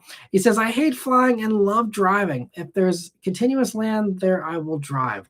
I've done across USA a couple of times, once in my EV. This fall, we're doing a road trip in Ireland and looking forward to doing it. That's awesome. That's going to be amazing. I'm sure the views driving through Ireland are going to be incredible. I've never been. That's one of the places I'd love to go someday. But that's awesome. You also road tripped across the U.S. That's something I've always wanted to do. Never have had the time. It's always just a time thing for me. I wanted to do it in the Bullet. I wanted to, one of my big plans for the Bullet was to take it from Pittsburgh all the way to San Francisco and, drive the Bullet chase route in the car. And just, by the time I got that car, I was too busy with, keeping up with the channel that to take, a week or more, maybe like a week if I rush it, but like, basically really to take 2 weeks if you want to do it, in a decent manner, take 2 weeks and be on the road behind the wheel driving. So it means like, no on my laptop, not doing any work at all, really. I mean, that was just an impossible ask. Maybe if COVID hadn't happened and, we had a little bit more time before our daughter was born, and a little more flexibility. But, once COVID hit, it was like I just had to churn out videos as fast as possible because the ad rates just got clobbered. But if COVID hadn't happened, maybe that would have been something I would have been able to do if I was working with, pre-2020 ad rates and, the ability to post one review a week and, make a plentiful amount of money, and that's sadly not the reality anymore. But I'm very excited for your road trip across Ireland. I can't wait to hear how it is. Definitely let us know how it goes once you've done that. But yeah, driving's great. I do really love driving too, especially now with flying being a real roll of the dice these days when it used to be very safe. And I mean, it still is, statistically the safest way to travel. But like, man, I mean, it's like every week you hear about close calls and all these other crazy things. And just, the lack of air traffic controllers. And I mean, this past Monday was a fiasco because I flew into New York City to do the Audi Q9 launch that you guys saw. And flying in, no problem. But then flying out, I almost didn't make it home that night because Monday night, they first delayed my flight. I had a direct flight back to Pittsburgh. They delayed it first because there was a lack of air traffic controllers, which really makes you feel good about your safety, knowing that they don't even have enough staff, and the staff that are in there are burning the candle at both ends, and have been for over a year now, at least, if not longer. And not getting paid half the time either for these budget impasses we've had and stuff. So anyway, so that delayed it for a while. And then there was a bunch of storms that rolled through, which isn't, their fault, but then that just straight up canceled the flight. So they're like, screw you, like figure out a new way home. So I had to hurry up and scramble to find a connection. I had to connect to Detroit. It's hilarious. I took a picture of my flight path because I was flying over Pittsburgh. I'm like so close. And I was flying over Pittsburgh to go to Detroit, connect there, and then finally I made it home at like 2 a.m. just miserable. I mean, at least I got home because I know plenty of people get stranded in airports. So I'm thankful it worked out. But man, what should have been a quick hour-long flight back, should have had me home by 8:30, ended up getting me home at 2 a.m. So I don't like flying, and that's honestly why I've said no to a lot of press trips recently. And it's why even with this one to Vermont here this week, I was like, okay, well, at least we only have to fly halfway, and at least we're only flying to the east, another part of the East Coast here, so it's not quite as bad. We did have to connect in Detroit for that one, but at least we were able to drive on the way home. But yeah, like even though driving's more dangerous, like having that control, and also like there's a limited amount of there's more variability. Like I mean, I guess I don't have to talk about all my plane phobias, but like, with a plane, it's like there's very little room between everything's fine and certain death. Like there's, you can survive some stuff, and there's some, these plane mishaps, like the one that rolled last year on, I think in Toronto at the tarmac, or Minneapolis or whatever, the little CRJ that rolled, and everyone survived that. I mean, there's some, but I mean, most of the time it's not the case. Versus in a car, like there's a variety of things that can happen. Sure, you could also die, but like, you could also have a fender bender. There's a lot more forgiveness there, I suppose, and also you're in control. So for me, like, yes, I totally am with you on driving over flying any day of the week, and that's why I've been doing a lot of other road trips too. Like, and I did this a lot last year, especially because of all the crappy flying situations last year. For the expedition trip that was in Kentucky, I road tripped to that. I road tripped there was one, I believe, in Tennessee that I drove to. I think that was it. And then this year, we did the trip to Michigan for the Ram Rumblebees. I drove up in the Subaru Outback Wilderness. And so it's even better when it's in a press car, because then at least one tank of gas is not my own, and usually they have easy passes or whatever, so I'm not having to pay the tolls either. So that's the more ideal way to do it. But no, like, yeah, I'm totally with you, totally in the driving camp for sure. And Jordan, thank you so much for super chat. He says a $20 timed call in super chat would be epic. So I don't know if you mean a calling in to like let someone like kind of like chat on audio or video or something. I would like to do more collaborative live streams, even with like other creators. Would be kind of cool to do someday. YouTube's starting to push that more. If they work out some of the little issues and kinks with it, I think it could be something hopefully to maybe do in the future, just so it's not me talking the entire time and having more of a conversation. I think would be better. But it would be fun if YouTube had like an ability to like let someone, yeah, do like a super chat to, join in here, like, caller on line one, caller, what do you have to say? And you kind of, do it that way. I mean, I guess with the text bubbles, it's a similar thing, but yeah, not the same as actually having audio would be kind of cool. So maybe someday it'll get to that point. That's a fun idea. And thank you again, Jordan, for the super chat. And let me see here. Um, so where were we here? Let me see. Chad says Slate has amazing commercials. Yeah, Slate's doing really good with their little social marketing videos. I think, yeah, the like little snide clapbacks on some of the comments they get and stuff are really fun to see for sure. Vishal says, in my area, I actually see Ineos often. I see at least a few a week. Nice. Yeah, I feel like I see like 1 to 2 a week around here, because there are, like the defender crowd people that I see way more defenders, but, a few of those that have defected into the Ineos brand, I do see them, yeah, fairly often around here too. And B. Mitchell says, Matt, your mic is wigging out occasionally.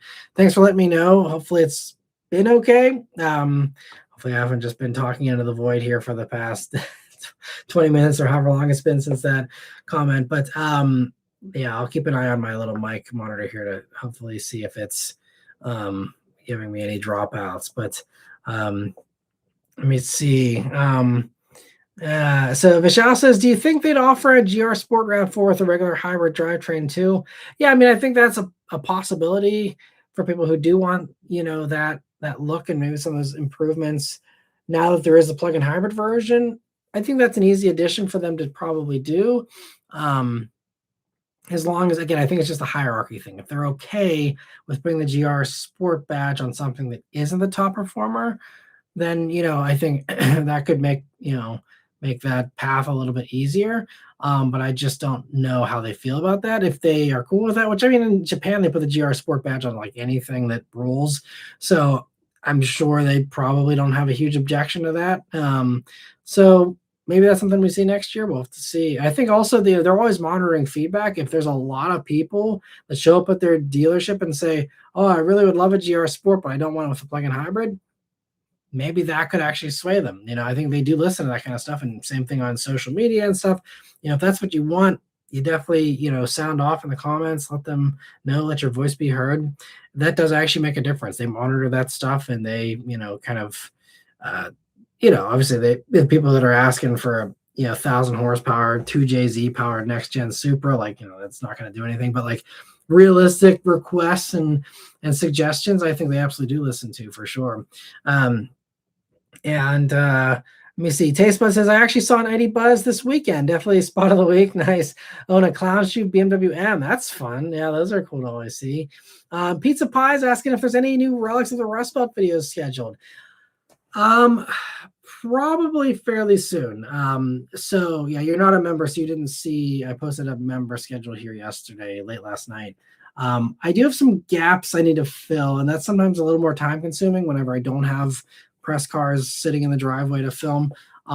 So I'm going to be doing a little bit of extra traveling around locally to film some extra reviews here this month. So I would like to, but it might be a little challenging to do this month. I really do want to. I want to just go to the Pittsburgh one. That's a quick and easy one. I haven't been there since last winter. So that's the goal.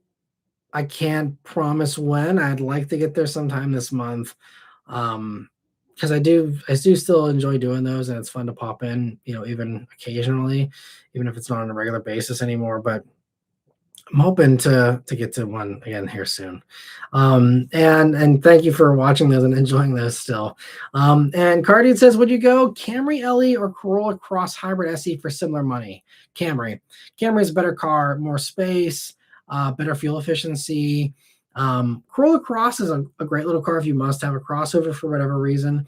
But I would definitely go Camry. And to me, that's a pretty easy choice. It's so much more car. It's bigger. It's more substantial, more power, just a lot going for it. But it doesn't have the hatch practicality, so that's the only thing it doesn't have going for it. But otherwise, yeah, definitely Camry. And let me see. Luke says, random tangent. Has anyone noticed a YouTube glitch? If you have your screen on for a while and you often close your screen after about 15 seconds, the video will go silent until you open your screen. Um, Interesting. Yeah, I haven't ever encountered that myself, but curious if anyone else has. YouTube certainly still has bugs from time to time, that's for sure. I see Luke agreeing about the Camry comment. Yeah. And Old Chrysler says, hey, man, hope all is well. I'm glad to see Chrysler makes the best minivan with the best family oriented features, not just gimmicks. How do you like the van overall? It's great. I mean, it's really well done. I think, I was talking to the CEO of Chrysler about that this week. I'm like, I'd still really like to see, a hybrid. And I told him, I'm like, even if they did the typical canned response about we're evaluating the market, blah blah blah. Because I'm like, I was saying like this is the year to have the plug-in hybrid, and the plug-in hybrid I thought was great. Some people didn't like it, but I'm like, they were ahead of the curve 10 years ago with the plug-in hybrid Pacifica, and then this year you could also make the argument 2022 when gas was $5 a gallon as well. In 2023, that that was also when it was very crucial to have that, but this is just as crucial to have it now with high gas prices. And I'm guessing there's probably still some dealer stock left over, but like this is the time to be offering going full throttle with a plug-in hybrid. And they canceled it before gas went crazy and this war got kicked off, which I think was very hard to predict was going to get kicked off, for any company. So I don't blame them, but it's I know suppliers shut down and then it's hard to reboot them back up. But like I even told him, I'm like, look, like, Sienna gets away with 240 horsepower with their hybrid. I'm like, throw I mean, they've already heard all this stuff before and thought about it. So it's not like I'm giving them any ideas, but I'm like, I'm throwing one more vote into the pile of, chuck the new Cherokee engine in the Pacifica, because I think, what does that do? Like 230 horsepower or something like that. I mean, that would be fine if you can squeeze, even close to this. What do they get? 38 mpg in the Cherokee or something. Even if you can get 35, I think that would be great. So I said it needs a hybrid. And I also would like to see that the seat belts improved, because that's one thing that all vans, not just the Pacifica, but all vans, and back in 2023, it was revealed with these new moderate overlap IHS crash tests that the seat belts in the back are not great for kids and small adults whenever they're not in a car seat. Thankfully our daughter's in a car seat, so I don't have to worry about that. But like, for kids that are not in car seats, like, minivans are the most important segment to do top notch safety. And they were a top safety pick for a long time with Pacifica. They've met all the crash tests, with flying colors previously, but they haven't kept up with that. And, and I talked to Matt McAleer about that, again at the launch here. And, he's like, well, it's something, they introduced, IHS introduced, and, it takes them a few years to adapt. And they're kind of looking at, when does it make the most sense to incorporate that? And, because for some, it's as easy as putting in pre-tensioners and load limiters. For others, they need to redesign the whole seatbelt placement and changing that. And that's one thing that Camry, for example, did. They're actually very proud of it. And I was impressed that the chief engineer, I was the only person who talked about this on the Camry launch. They repositioned the rear seatbelts to perform better in that crash. But he's like, we had to redesign the whole rear seat to have new hookups for where the seatbelts plug in to make sure it performs better in those new tests. But I told Matt, I said 27 is prime year. I mean, these results came out a few years ago. Usually, give yourself 3 years or so to incorporate a new change, unless you're Hyundai or Kia, where they magically do it in a year or less. But like they could have improved that quickly, or at least had it here ready for 27. And he told me they didn't make any changes for 27 with the rear seat belts, so it will crash the same as a 23. So I don't love that. So that's really the only other thing. Otherwise, it's a great van. It's, there's a lot of really good things that others can't match, like the stow and go seating still. The all-wheel drive is something that, you can only get in the Sienna still.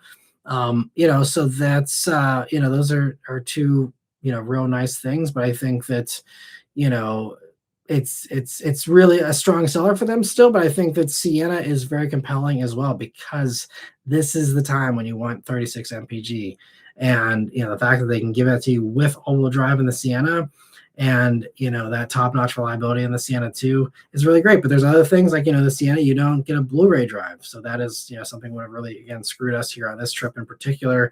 um, so there's pros and cons. I mean, the V6 is great to have in the Pacifica. It's very nice and punchy, compared to the more anemic engine in the Sienna. So there's pros and cons to each of them. This is why I really like that all four vans are really good choices in their own ways, and they all have their pros and cons, and they have their strengths and weaknesses. And I think the reason why the Pacifica is one of the best sellers, though, is the fact that it doesn't really have too many weaknesses aside from the fuel economy.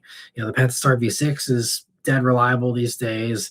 Yeah, it's been around long enough. All the issues have been worked out of it. So that's solid. Well, drive offering is solid. The Stow and Go is solid. It has the vacuum. It has the TVs that are really well done. All the other little thoughtful things, an umbrella holder, so you're not having a wet umbrella in the car. I mean, so many very kid friendly things that do really make it very, very helpful for families that are actually using these things on a daily basis. So yeah, we're really happy with it. I've really, and honestly, even the front end, I didn't love the front end when it first came out, the new 27 front end. But now, like, looking at it for a week, I actually really like it. I think it actually is a really nice look. I wish they would have done more to the back end to kind of reflect that new design language. But I think the front looks great. Yeah, it's pretty good overall. I was very impressed with it. So I think it's going to keep on selling really well for them, and it's a great cash cow. The design and the development's all paid off, and they still sell a ton of them. It's one of the top selling Stellantis products in North America still. So it's like the Durango, old as dirt. Keep on churning them out. People keep buying them, and it's one of those cash cows that Stellantis desperately needs to keep going with, and so I'm glad that it's still doing really well for them. They have some nice new colors too they're offering for 27. I'm happy to see more color availability, and also just see them do something. Even if I wish they would have done more for 27 here for Pacifica, I'm just happy they're doing anything at all, because like Odyssey is doing nothing. And obviously Kia is still very much, advancing the ball quickly with the Carnival. But Sienna's been around for a while, no real changes there either, so it's nice to see a fresh face, because that's more than the others will offer up here outside of the Kia. So I see One Car Fast is saying that physical media is important. I agree, but it seems like more and more companies are trying to ditch that, with these free entertainment systems. So I'm so glad. I think actually Pacifica didn't have it for a little while either. They dropped it out, so I'm glad they've actually brought it back. And it's so I was so happy and relieved to know that we got a Pinnacle for this drive for my daughter, but then look in the center console there and see we had a Blu-ray drive. It's like, oh, phew, it's be nice and easy. No fiddling with streaming and data connections and Wi-Fi codes and logins. It's just, I pop a disc in, it plays. It's so wonderfully easy. Why are we changing from this? So anyway, I'll get off my old man rant here with, discs are better than streaming. But anyway, Vishal says, my car had a lead acid battery before. Okay, we already covered that. Sorry. Jordan says, everything is digital now. I think the U.S. government should do a one-shot mailed paper map of the USA to everyone, especially for when the phone map connection is invalid. Yeah, I mean, the good news is at least you can print stuff off. And the nice thing, too, is you can download offline maps. I know Google Maps offers that. Even Waze, we were navigating yesterday, it was using offline maps, to keep us going there with just GPS. So that was good. So we didn't get lost in the Adirondacks, because that would be not enjoyable. People are not friendly out there. There's lots of the stay out, stay away, other angry, somewhat political flags and banners and posters and everything else. So not a place you want to get lost or need any help from anyone, that's for sure. So yeah, I'm very glad we had offline maps and GPS.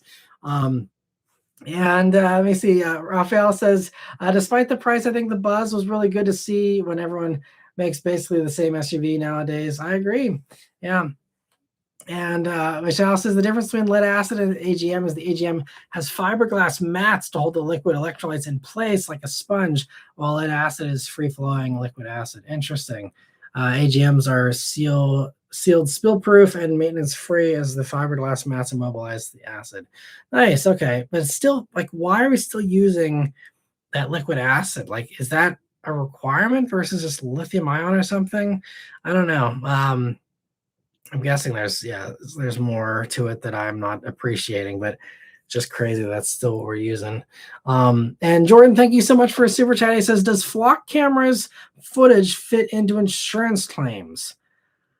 I don't think so yet. I'm pretty sure insurance, the only stuff they're getting dirt on is from car companies selling your data, from phone apps that are selling your data.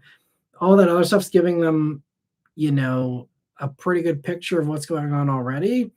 I don't think they're working, unless it's a criminal thing. I don't think Flock is working with insurance companies yet. But based on everything else they're doing to violate our rights, I'm sure that they will probably, what's the family friendly way of saying this? They will sell themselves out at the drop of a hat once the opportunity or the interest presents itself enough. I'm sure if there is flock cam footage available, insurance companies will totally try and tap into that, and Flock will roll over and let every trespass of your rights happen, just like they've allowed for law enforcement. So, if they let cops stalk their ex-girlfriends with flock footage, I'm sure they'll have no problem turning it over to insurance companies. But I don't know whether that's actually happening or not yet, or whether they're going to ever admit if it is. But I haven't heard anything about that though yet. But we'll see. I'm sure that's just another thing in our dystopian world. It's so funny. All the "Don't Tread on Me" crowd is completely silent while we're completely being surveyed 24/7. It's funny how they don't have an issue whenever their people are running the show. But anyway, I will go back to cars here. Where are we here? Franco says, would you ever do videos of subscribers' cars again, perhaps as a paid service? I definitely wouldn't charge for it. I think, yeah, the subscriber cars were some of the best reviews I've ever done. And some of the, just so cool to meet those of you who have offered your cars so generously to me over the years. It's mostly just a logistics problem is the problem for me. Some people do offer to come all the way to Pittsburgh. Some are local, so I do prioritize like local people, so I'm not, having someone drive a long ways away. But there have been some that have offered coming to Pittsburgh, but even some of those, it's just like oftentimes people can only do it on the weekends, and I try and reserve the weekends, for family stuff as best as I possibly can outside of these live streams and working a little bit in the evenings. So there's always been that kind of problem. Is like I work. I do this stuff during the week, but most people actually work at their regular day jobs during the week. So there's oftentimes a schedule mismatch that's kind of made it really hard. It was easier, back when I didn't have a family. And, back when I was able to just meet up on the weekends and I could just do car stuff 24/7, and weekends were just, playing around with cars and that's just not my life anymore. Now I'm not going to car shows. I'm not hanging out with, car culture stuff at all, honestly, anymore. It's just, the car stuff I do for the channel. And otherwise it's, going to the zoo or, other things, family stuff, because that's just the phase of life that I'm in right now. So yeah, that's kind of the holdup as far as subscriber cars. But I still have a running list of everyone that's offered me a car that I haven't done yet from all over the country. I've got every state. I've got names and cars and those contact infos I can reach out to those people if I ever find myself with the free time to do anything like that. So yeah, I'd like to try and get back to that someday, but it's tough, especially because used vehicles. I mean, I tried to do some used stuff here earlier this year, and probably not some of the most exciting vehicles, but I did do some exciting stuff. Like I did the 2-door manual Mark 6 Golf R. Didn't get really very many views. And now that was not a subscriber car, but that was a cool, trade-in car at the used dealer. And I thought something like that, oh, this is going to do really well. It's a rare car. It's out of the ordinary. And people didn't really seem to care too much, So it's still kind of luck of the draw, some of that stuff. And if I'm going to, again, approach this as a business and not as just what cool crap do I want to drive, because if I was doing it that way, I'd make all kinds of terrible choices with my time. But like approaching this as a business, it's like, okay, well, I should probably do, this car that I can't get as a press car typically, but I can get it at the dealer that I work with, or, doing some of these cars that are more ordinary and maybe not as exciting, but they're cars that people shop for a lot, and therefore, are cars worth doing. I mean, honestly, like even this Pacifica minivan, like, would that be my first choice to do a review on? No, but they sell, 100,000 of them a year or whatever. So like, there's a lot of demand for Pacifica reviews, and people are curious about the 27 now that it's got a new face. Are there any other things that are new? And so like, it's just, again, approaching this as a business, unfortunately, prioritizes the Pacifica over, a Audi RS5, or a Lamborghini Gallardo, or whatever else you want to pull out of a hat. I mean, there's all kinds of cool stuff I have offered and I'd love to review. And so that's kind of the holdup, unfortunately. And Old Chrysler says, speaking of commercials, how do you feel about the recent Cherokee, Grand Cherokee, and Wagoneer commercials, especially the Wagoneer? It's sexual. Interesting. I don't think I've seen those ones. I really loved the Harrison Ford Jeep commercial from last year's Super Bowl. I thought that was an incredibly poignant message that was really nice to see. But yeah, I haven't seen any of this stuff. I mean, all the like Yahoo, like Yeehaw, like America, like stuff that they've done recently is cringy to me, especially like, saying Yeehaw V8s when everyone's paying $5 a gallon. It just seems really tone deaf. So, those ones, but I haven't seen the Jeep ones there to see, what those are like. I don't watch a lot of TV because I don't have any time anymore. So makes me a little bit out of touch with that, unfortunately. And let me see here. So Lance Watson, speaking of Bullet, I DM'd you a video of the movie car from the Peterson Museum. Awesome. Yeah, that's awesome that car showed up. Yeah, the stunt car showed up there on display. And I mean, the thing about the stunt car, it's really cool, but it's basically a VIN plate and nothing else is original for the most part. I mean, it sounds like they did a really good job restoring it, but like that car was, a rusted out shell basically in a field when it was found. I mean, it is the car, so there's, but it's like, is it actually the car? Like, it's a VIN plate. That part did all those awesome jumps. The VIN plate did, but like the rest of what you were seeing didn't. And I think that's why there's less interest in that car compared to the original pristine, well, not pristine, but the patinaed car that Sean, the person who came out, in 2018 there and revealed, the movie car, the other one, the hero car. That's why I think that was the most special, because like, yeah, like it had done daily driver duty for, the 5 or so years after the movie. So, not exact, but like it really, was cool to see. Like it had almost like rolled off the movie set and there it was, and that was wild. And that still goes down as one of the highest points of my car viewing career, is the fact that I was sitting in the second row when that car was revealed to the world, alongside, of course, the new Bullet. But like, that car is really a big deal to me, that original movie car. And so that was, yeah, I mean, you can see it whenever I filmed that footage, I'm sure you guys have already seen, whenever that was revealed. I mean, I was shaking. Like, I couldn't hold the camera still. I was so excited.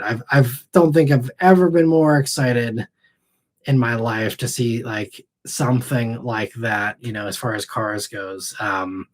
It was just, yeah, it was incredible. But I'd love to go see the jump car at the Peterson too. I think that'd be fun to see. But I would like to see the hero car, whoever ended up buying it, see it making the rounds. I think it was revealed who actually bought it.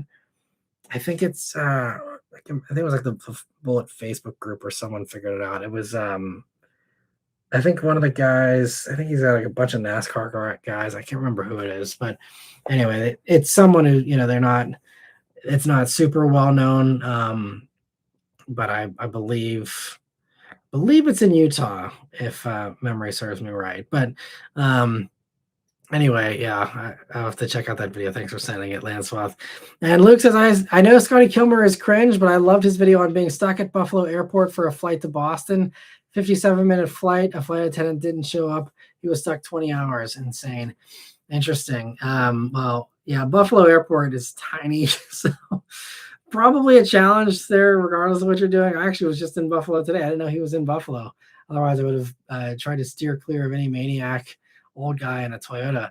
Um, that's yeah, it sucks to get stuck in an airport though for sure. I can only imagine. I think actually Sophion just recently got stuck at the Harrisburg airport for a while. He had to, I think he ended up going home and then coming back the next day or something. I can't remember.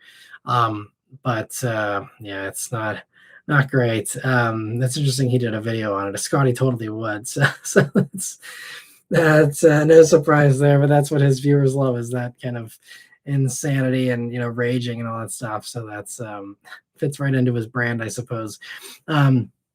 And Tastebud says, my last flight was delayed, promised hotel, waited and waited, slept in the airport lobby. Screw Frontier. Yeah, I can't imagine Frontier is very good. I'm very fortunate that I do have status with Delta. I'm very loyal to them, and so whenever there's been issues, they've hooked me up and taken care of me.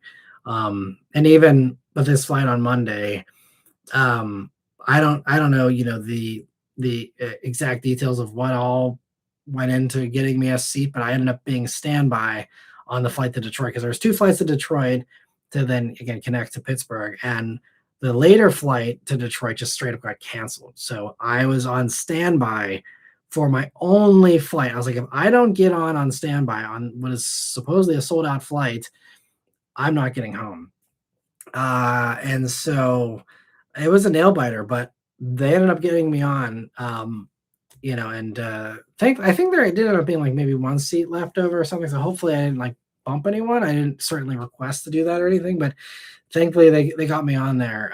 But yeah, there's been times in the past where the Delta, they have like, and I'm sure other airlines have this too, but once you're in the higher like status realms, you have a dedicated customer service line. It's like you call and a person like just picks up the phone. There's no dialing through and, pick this option, blah, blah, blah. Like, it's just like I call and someone says, hello, what's your problem? And I'm like, here's my problem. They deal with it, and there's no long wait period or anything either. So if you fly a lot, I would highly recommend pick whatever airline you want, but pick one and stick with it and stay loyal, work your way up the ranks, and it makes flying much, much better once you have some of those extra perks and the extra care that they kind of give to some of their most loyal customers.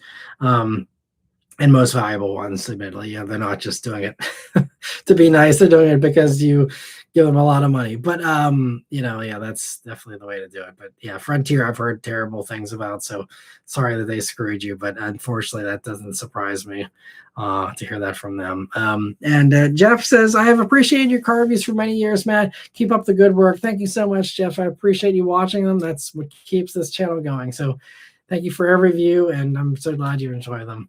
And Juan says, Matt, thank you for all this pep talk about how unsafe flying is right before my trip. It's not like I said I hated flying.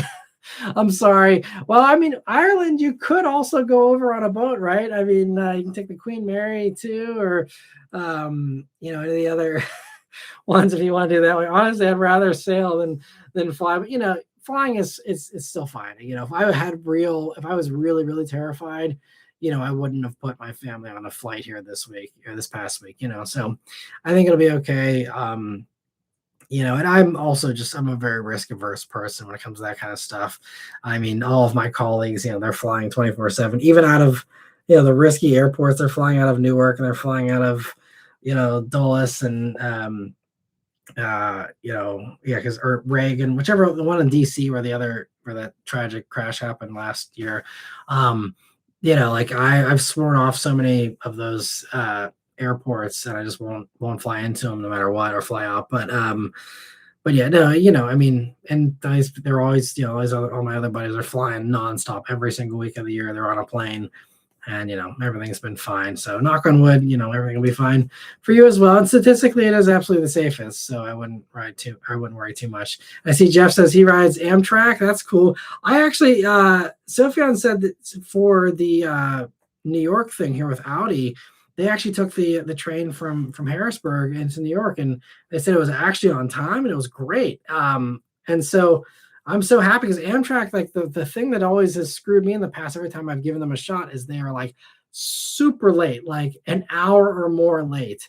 And it's just like, okay, well, it's just can't be a reliable form of transportation because then you don't make your connections or whatever. And so, but yeah, if you have a route on Amtrak that's reliable, then yeah, I love that. I think that's awesome too. I did a train ride. I think, where did I go? It was, I think I picked it up. So I flew, this was probably at this point almost 15 years ago. I flew into Rhode Island, I believe, for my buddy was graduating from boot camp at the military, and flew into Rhode Island, rode with his family down to Virginia, and then I think I took a train from Virginia to Pittsburgh, if I remember correctly. It's just been so long, but I did a long Amtrak ride, 15 years ago. And it was great. I loved it. It was so nice, because you always have cell service the whole time, so you're staying in contact. This was before widespread Wi-Fi on planes for free, but like it was great. You have power to power everything up. You get lots more space. It just, yeah, it's really nice. So I highly recommend trains as well. And I see Luke, thanks for giving the feedback there on the mic issue, and B. Mitchell saying it's better now, so that's good. And Jeremy, thanks for stopping by. He says, hi, Matt, long time no see. Yeah, good to see you here. Hope you're doing well. And yeah, thanks so much for stopping by. And B. Mitchell says, YouTube has more bugs than GM. That's probably true. Yeah. And Jordan says, if you opt for YouTube Premium, you can lock the screen and still hear music or videos. Yeah, without Premium, your media will stop. But he says it happens. Luke says it still happens on Premium. Interesting. That's, yeah, I don't know. That's weird. But yeah, that is one great way if you ever want to listen to these as some kind of podcast or something, or even for the other videos. That's the nice thing about YouTube Premium is you can listen to that silently, or without the video going. And have your phone locked. But Luke says, people in my Maverick group have recommended AGM batteries for the hybrid whenever a replacement is needed. Yeah, I've been hearing some of that too, I think, in the EV community. I think it is generally just suggested that that's the better way to go in the future. So even if it is a little bit more money, hopefully it saves you some headache and a little bit of a longer lifespan there too. And let me see, Mount Anubis says, BMW continues to outperform Mercedes and Audi in sales. What features of the brand would you most attribute to their success in the modern era?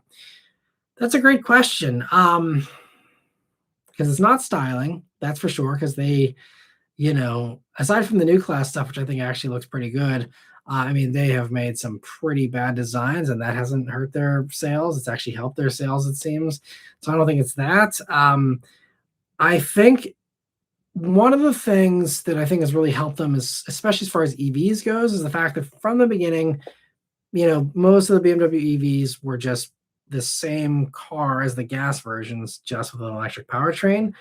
And I think that really helped, so that you didn't have this weird jelly bean thing like Mercedes offered. And even the Audis looked a little different, and I think that possibly hurt them. So I think there's some of that. And I also think the BMWs are priced, they're not the best, but they are priced better than Mercedes for sure.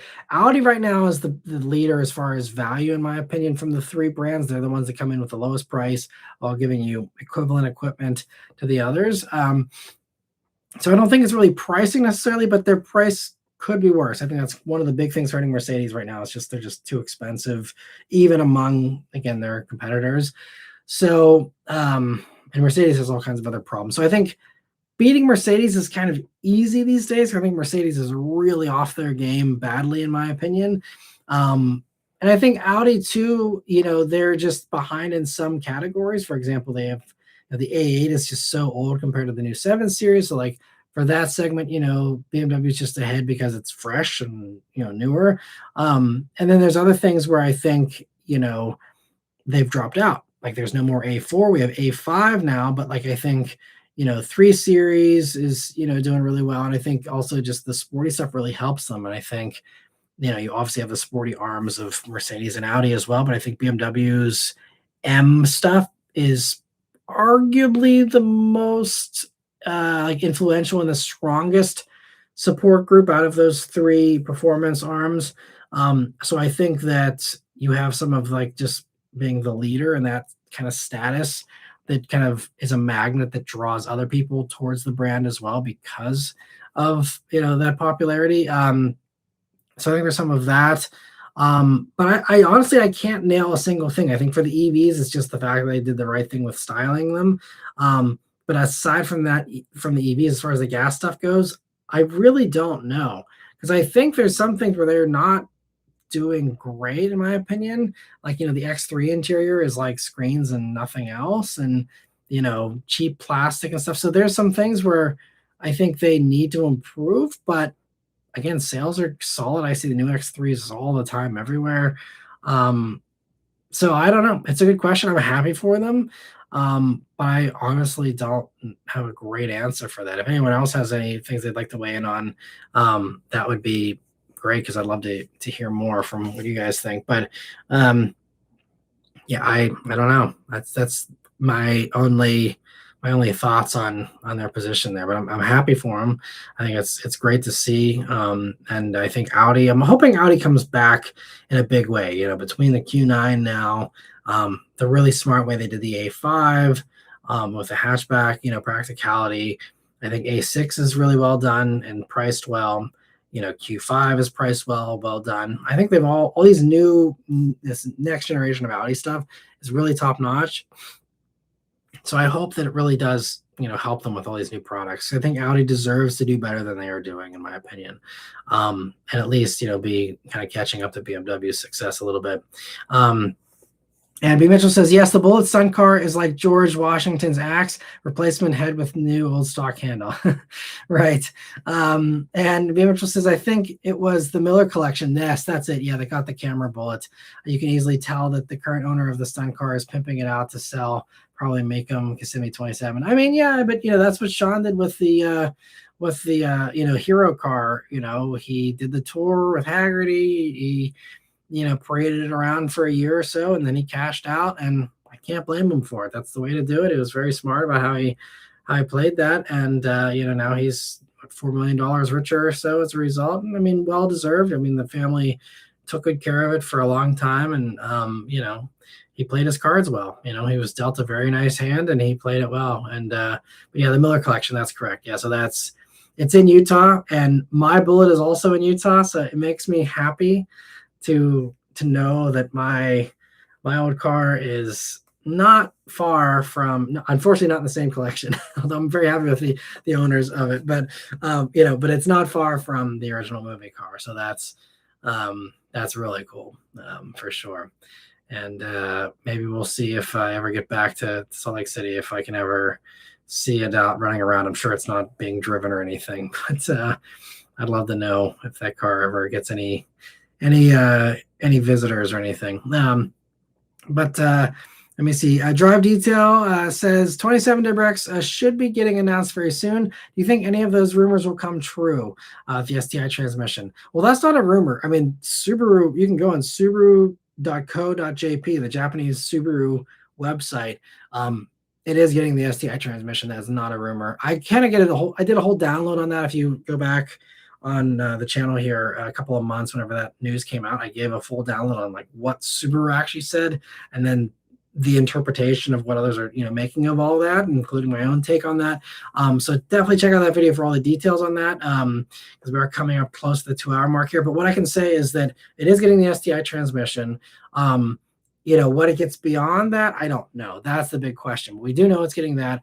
Now, there's been, in the past week, there was an interview that was done, which people have really, again, like usual, spun a whole yarn out of, and, made a bunch of stuff out of nothing. But the interview was saying, it's using the STI transmission. probably because it's getting a power boost. I think that's a logical, assumption to make. Not a safe bet. They could totally just put the transmission in because people like it and leave the power the way it is. But there's a potential there. There's going to be some more power. How much more remains to be seen. Now, apparently in the interview, they mentioned just as an example, they said, oh, well, we can make, I think, with 356 horsepower out of that engine in the race car.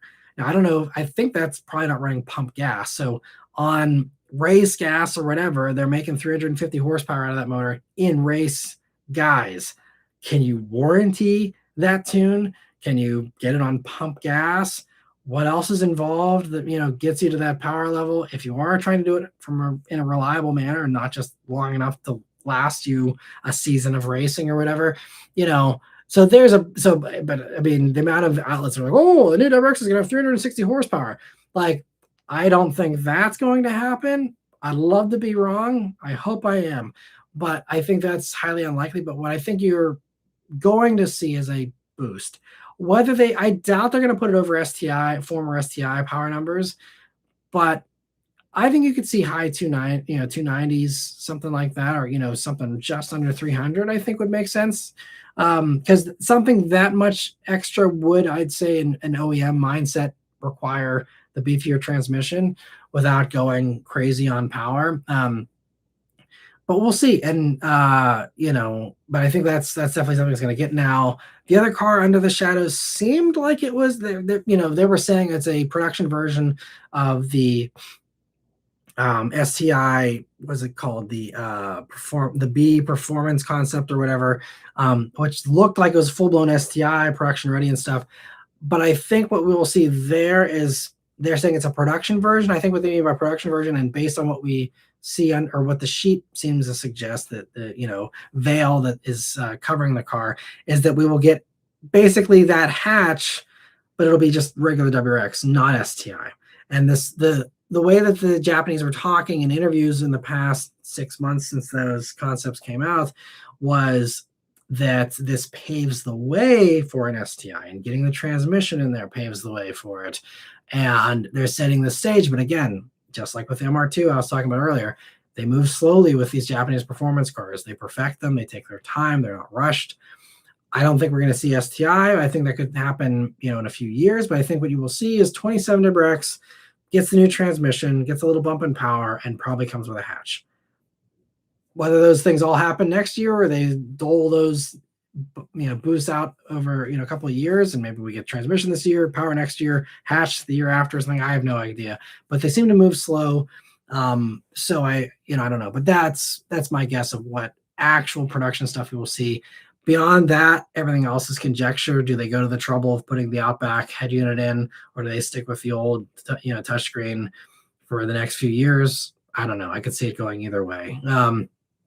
But as far as performance stuff goes, I think that's kind of the most likely thing there. So yeah, great question, Drive Detail. And around Omaha says Fiat 500, how's it doing? It's doing well. Yeah, so I gave the update, back over the winter time on it. And since then it's just crossed 2,000 miles, but it's still going great. There's nothing to report. It's just, only driven a few hundred miles since the last update. So not a whole lot, to say, but I'm happy to report there is nothing to say. It's been flawless, totally dead reliable for those 2,000 or so miles. But I really love driving it. I honestly wish I could drive it more, because it's just a fun, cheerful little thing to run errands in. It makes me happy just driving it. It's no maintenance. It's easy. And that's why I got it, because it's a great paperweight in the garage for the 9 months out of the year that it sits or whatever, and then the month I need it for not having any press cars or whatever, it's right there ready and waiting for me. And then it's happy to sit and slumber away for 3 months after that, whenever I have, a steady stream of press cars coming in. So I'm really happy with it. And I'm so happy with, prices going up like crazy. I'm so happy I snagged that thing for a song when I did, $130 a month. As a, it's just a great deal, especially nowadays. So very happy with my choice still. I'm very happy to have that car. And Anubis, thank you so much for a super chat. I don't see any kind of follow-up comment, but if there's anything beyond what you we're talking about earlier with the BMW question. Happy to discuss anything more. But I see you said, yeah, thanks for the thoughtful answer. Absolutely. Thank you so much for the great question and the super chat. And all right, so we are getting close to time here. Let me see. So Jose says a Ford $30,000 electric opinions. So if you're talking Mach-E, I think Mach-E is a great choice.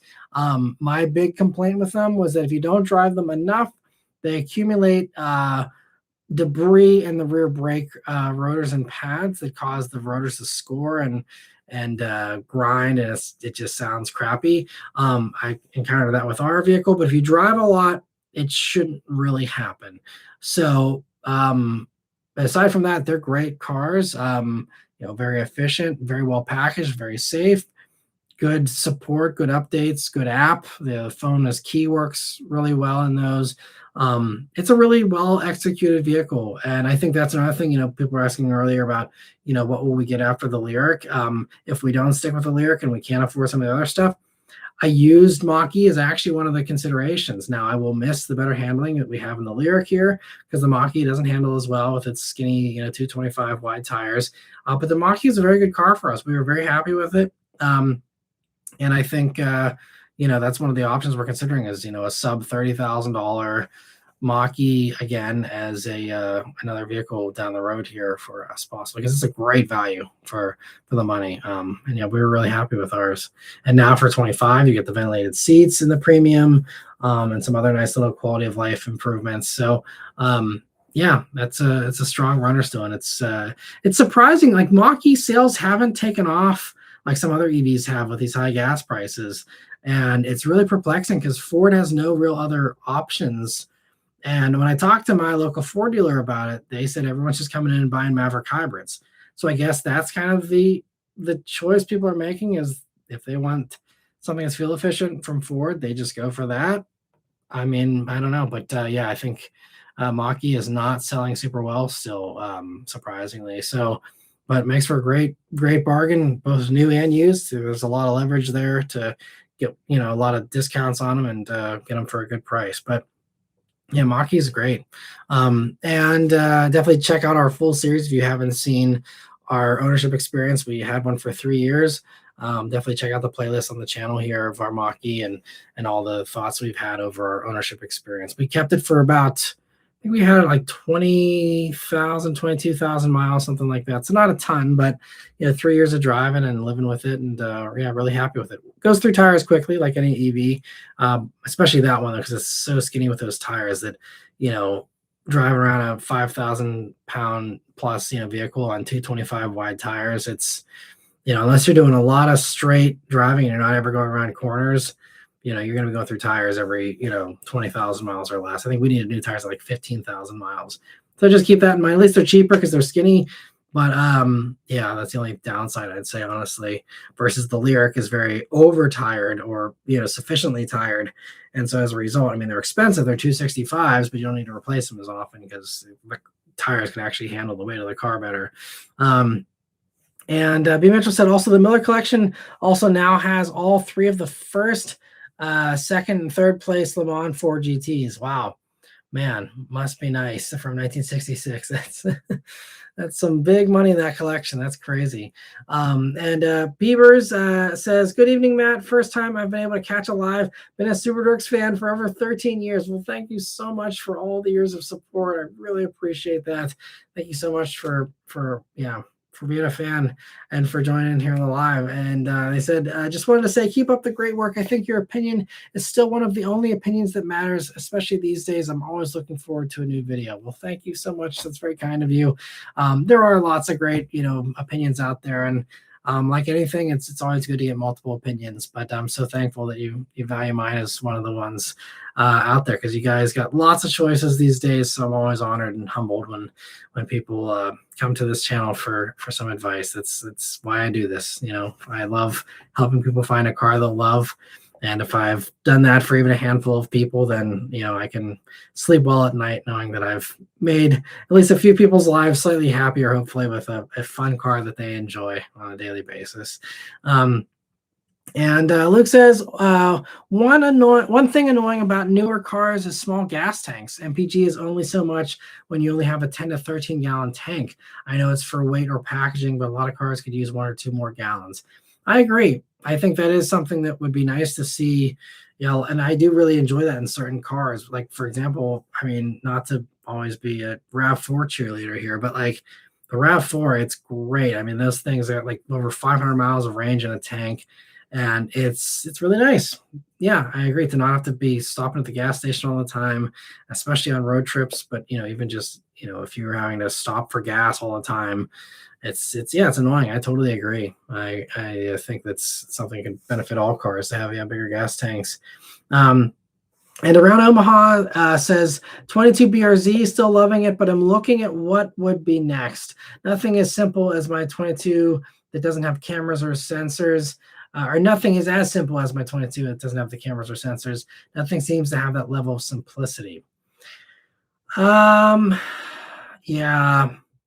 Yeah, I mean, if you don't want any of the automatic emergency braking or sensors, yeah, you're not going to really have very many choices. The only other thing I can say that feels simple, it still does have the cameras, but the Nissan Z is still based on the 370 chassis, just with a new motor. But you have a lot of the switchgear on the inside is pretty old, and I think the Z is a nice step up from BRZ. If you're looking to, I don't know why you're looking beyond your BRZ, but a lot of people it's because they want more power. If you were in that camp, I think the Z is a nice step up. A lot of people do also make the Mustang transition. I think that as long as you go for the GT where you actually can get the manual still, I think that's good too. Although it's going to feel a little more high tech than the Z.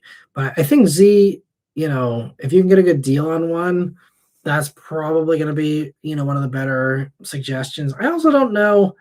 I don't think Supra has. I don't know. I mean, you could get adaptive cruise, but it was an option for most years. I mean, I'm guessing you want to buy new, and there's probably very few new Supras still left, and the ones that are out there are probably going for premiums at this point because people are scrambling to get the last ones.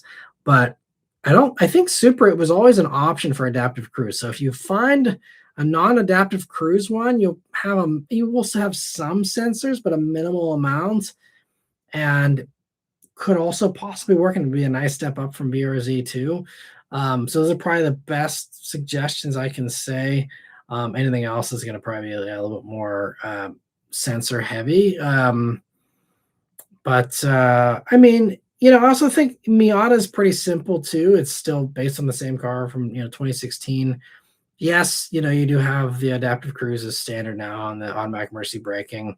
I mean, if those things really bother you, you can turn those things off. So I don't. I mean, I know it's just one more thing to break and stuff, but if you turn it off, you don't really care about it. Yeah, it shouldn't be that problematic. I mean, so there are still some simple cars, I think, and they don't have tons of tech still. I mean, most of the sports cars don't because people just don't want them, so at least as far as the affordable stuff goes. So yeah, that's probably the extent of it though, because WX all has that stuff as standard. Yeah, so I think everything else is going to be about it. But I think those ones are pretty good candidates in my opinion still.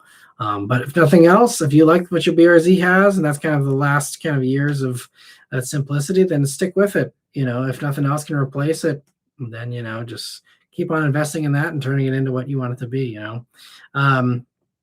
And Engrin Shift says, "Hey, how the heck are you, Matt? I'm doing well. Hope you're doing well too. And thanks for stopping in here at the end." And B. Mitchell says, "Finally, Matt, your care package should be there on Wednesday. Added a few bonus items. You might have to fight the kiddo if she likes the orange Mopar Hot Wheels." Well, thank you for offering that. That's very kind of you, and I'll keep an eye out for that in the mail. But thanks so much, B. Mitchell, for sending that over. I'll send you an email once I get it. And Luke says, "In my Maverick, it has a 13.8 gallon tank, and my MPG is good, but I feel like I need gas more often than I should."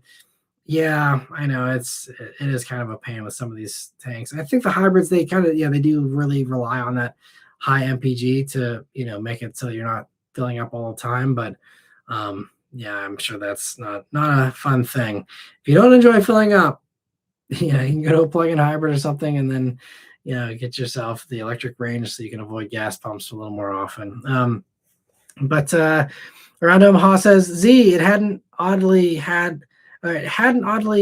occurred to me. New slash old car. Thanks. Absolutely. Yeah. Happy to help. And yeah, I think that's kind of why the Z, I mean, now they're saying 27 is going to be like each dealer is going to just get one car and it's going to be this whole thing. So they're probably going to mark them up and shoot themselves in the foot as far as sales goes.